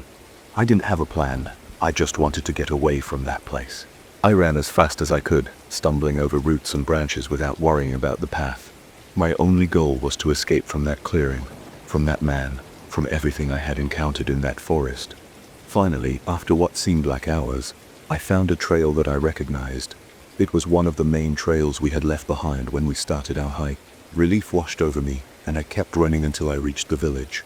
When I told the local authorities about my experience, they looked at me skeptically. They said that there were no official guides in the area, and that no one should be exploring these forests without permission. What disturbed me most was when they mentioned that the altar I described did not appear on any maps or records. Since then, I have avoided trips to remote places. Sometimes when I close my eyes, I can still see the look in that man's eyes and feel the oppression of that clearing in the forest. I don't know who he was or what he wanted, but I'm sure that if I had stayed a moment longer, I wouldn't be here to tell the tale. I never thought that a simple road trip could turn into the most terrifying experience of my life. I had been planning this trip for weeks with Sebastian, my best friend since childhood. It was the perfect weekend to disconnect from routine. The road, the rain, and the music we always shared promised a memorable journey, but not the way I ended up remembering it. The day dawned cloudy, with cold air pouring through the car windows. As we started up, the first drops of rain began to fall, gently hitting the windshield. The grey atmosphere had something melancholy about it, but also cozy. Sebastian drove while I checked the map, trying to choose the most scenic route to our cabin in the mountains. At first, everything was normal. Sebastian and I had always been inseparable. We had that kind of friendship where no matter how much time passed, we could always pick it up again as if nothing had changed. However, as we drove down the road, I noticed something strange about his behavior. This was not the Sebastian I knew. His usual jokes were absent, replaced by long silences that seemed to grow heavier with each kilometer. His gaze, fixed on the road, showed no emotion. I thought maybe he was tired or distracted, but his attitude made me feel a slight uneasiness, a sensation I couldn't quite explain. The rain intensified, turning the drive into a kind of endless tunnel of water and asphalt. The windshield wipers struggled to maintain visibility, and the sound of the drops hitting the roof of the car was almost deafening. Everything felt oppressive, as if nature itself were conspiring to enclose us in that grey bubble. Sebastian began to behave even more strangely. He would step on the accelerator more than necessary, in sharp turns, and barely responded to my attempts at conversation. His hands, firmly gripping the steering wheel, trembled slightly, and his jaws seemed to tighten with every kilometer we drove. When I suggested that we stop the car to take a break, he simply ignored my comment. I began to feel trapped, as if something invisible and heavy were taking over the space between us. Raindrops were running down the windows, distorting the view outside, and all I could see were the blurry shadows of the trees lining the road. Suddenly, Sebastian turned onto a side road that was not on our route. It was a narrow path, flanked by dense trees that seemed to lean toward us under the weight of the rain. I asked him where we were headed, but he didn't answer. It was then that I noticed something on his face, a mixture of concentration and fury I had never seen before. The car was moving along the path, raising puddles of water that splashed the headlights. The forest was closing in around us, growing darker and more oppressive. My heart began to pound as I tried to calm myself, searching for a rational explanation for his behavior. Then I remembered a recent conversation with Sebastian, in which he had mentioned some personal problems he didn't seem willing to share. There was something in his gaze that day, a shadow I now understood better. Whatever was tormenting him was coming to the surface, and I was the only witness. Suddenly, he slammed on the brakes in the middle of the road. The engine remained running, but Sebastian did not move. He just stood there, staring straight ahead, as if something invisible was calling him from the darkness of the forest. My discomfort turned to pure fear when I noticed his breathing become erratic. He got out of the car in the pouring rain without saying a word. I watched him walk toward the trees, losing himself in the shadows. My instinct told me I should follow him, but something stronger, perhaps a sense of self-preservation, kept me in the seat. The minutes passed slowly, and all I could hear was the pattering of the rain and my own accelerated breathing. I decided to go out and look for him. The rain was cold, soaking my clothes in a matter of seconds. I advanced towards where I had seen him disappear, calling out to him as I tried not to lose my way back to the car. The trees were tall and twisted, their branches seeming to move as if they were alive. Then I saw him. Sebastian was standing in a clearing, completely motionless. In front of him was something on the ground that I couldn't make out clearly, but his posture was tense as if he were facing an invisible threat. As I approached, I noticed that he was holding a shiny object in his hand, something that reflected the little light that managed to penetrate the canopy of trees. When I got close enough, I understood. It was a knife. I couldn't understand where he had gotten it from or why he had it, but its presence there in his hands made me feel that the danger was real. His eyes, which had always been warm and friendly, were now filled with a rage I didn't recognize. Sebastian slowly turned to me, and for an instant I thought he was going to attack me. But he didn't. He just stood there, watching me, as if debating something in his mind. It was then that I noticed what was on the ground, a dead animal, with marks indicating that it had been stabbed repeatedly. The scene was surreal, as if I were trapped in a nightmare from which I could not wake up. I felt I had to act, to do something to stop it, but my body did not respond. All I could do was back away slowly, hoping it wouldn't follow me. Sebastian finally dropped the knife to the ground. His breathing was heavy and his body seemed to shiver, not from the cold of the rain, but from something deeper. He said nothing as he walked away from the clearing and walked back toward the car. I followed, keeping my distance, trying to process what I had just witnessed. We walked back to the car in silence. Sebastian sat behind the wheel, soaking wet, and started the engine without even looking at me. He drove back to the main road, as if nothing had happened, as if the last hour had been a vacuum in time. I was too shocked to say anything, and the rest of the trip passed in stony silence. We finally arrived at our destination, but something between us had broken. Sebastian barely spoke to me for the rest of the weekend, and I didn't have the courage to confront him. What had happened in that forest remained between us, a secret neither of us was willing to reveal. Years later, I still think about that day. I never spoke to Sebastian again after the trip, and I never knew what drove him to behave that way. Sometimes I wonder if it was something that was always there, hidden beneath the surface, waiting for the right moment to come out. Other times I wonder if it was me who changed, if the fear I felt that day kept me from seeing something that could have saved our friendship. All I know is that every time I hear the rain hitting the roof of my house, I can't help but remember that trip and the dark side of Sebastian that I discovered in the middle of the storm. The phone rang in the wee hours of morning, just as sleep was beginning to envelop me. The noise of the device interrupted the stillness of my room, and at first I just stared at the screen, half asleep, hoping it was a work call that I could ignore. However, when I saw the name on the screen, my body reacted before my mind did. It was Andres, an old friend I hadn't spoken to in years. I decided to answer, still groggy from sleep. The voice on the other end of the line sounded different, altered, something I couldn't identify at first. He told me that he needed to see me right away, that it was serious, that it was urgent. I listened to him for a minute, and although my thoughts were still clouded with fatigue, something in his words alerted me. "It's for your own good," he said, and that phrase echoed loudly in my mind. Andres and I had been inseparable during our college years, but over time, our lives took different directions. Somehow, though, his call made me feel that something important was about to happen. He asked me to meet him at an address outside the city, someplace out of the way. I didn't know exactly what to expect, but the urgency in his voice convinced me that I shouldn't turn him down. I put the phone back on the nightstand, took a quick shower, and got ready to leave.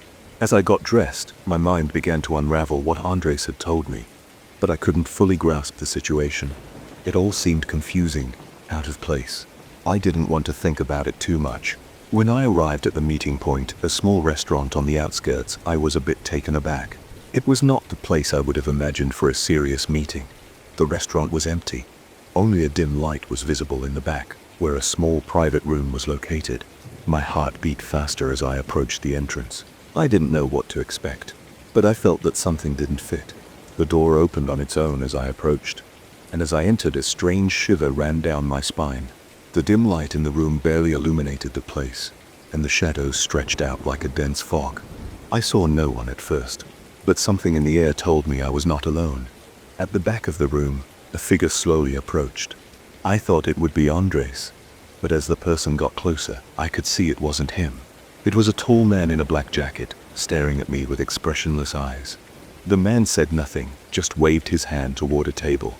At first I didn't know how to react. My instinct told me I should leave, but the feeling of being trapped by something bigger kept me from moving. The light in the room flickered a couple of times, and the air seemed to get thicker as if I was being enveloped in an invisible fog. Sitting at the table, the minutes passed slowly as the man watched me without saying a word. Suddenly, a group of people entered the room, as if they were waiting for that moment to arrive.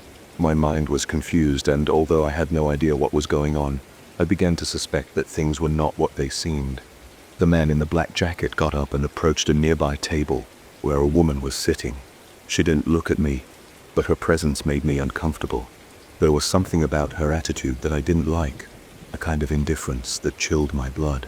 It all seemed like some kind of act, but I couldn't figure out what it was all about. I didn't understand what was going on. It was then that a new man, shorter and thinner looking, approached me and handed me a small envelope. "You have to read it," he said in a monotone voice. I took it, not knowing what to expect.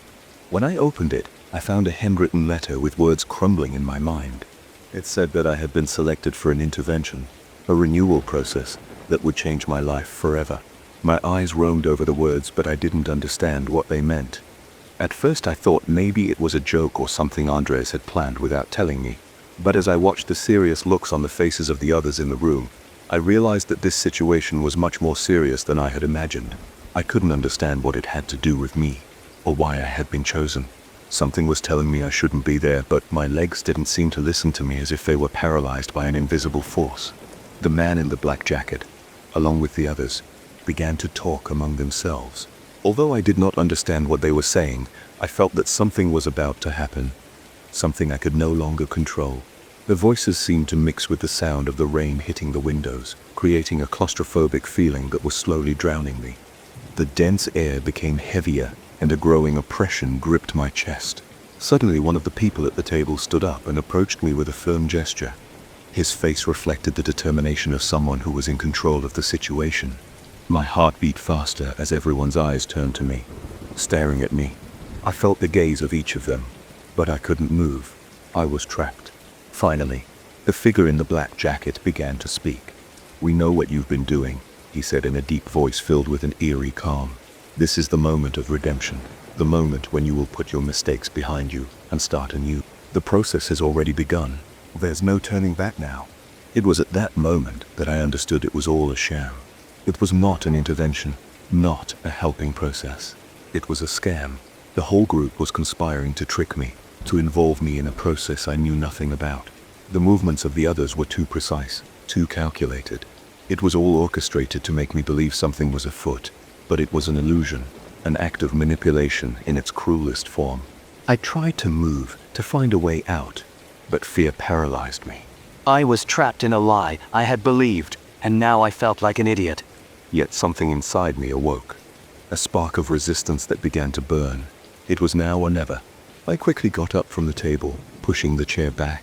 The group was silent for a moment, as if they didn't expect me to perform. I felt adrenaline coursing through my veins as I headed for the exit. I wasn't sure if I should trust my steps. It might be too late, but an invisible force was pushing me forward. The rain was still coming down hard outside, but the fresh air was immediate relief. I ran through the streets aimlessly, without a plan, only with the desire to escape from the deadly trap I had fallen into. The rain soaked me, but I didn't care. There was only one thing on my mind: to get out of there and get away from those swindlers who tried to destroy my life with their lies. I never heard from Andres or any of those strangers again, but what I experienced that night left an indelible mark on me. The feeling of being trapped in a perverse game, of being a pawn in someone's hands much bigger than mine, never completely disappeared. Perhaps worst of all, I still wonder how many others like me have fallen into the same trap.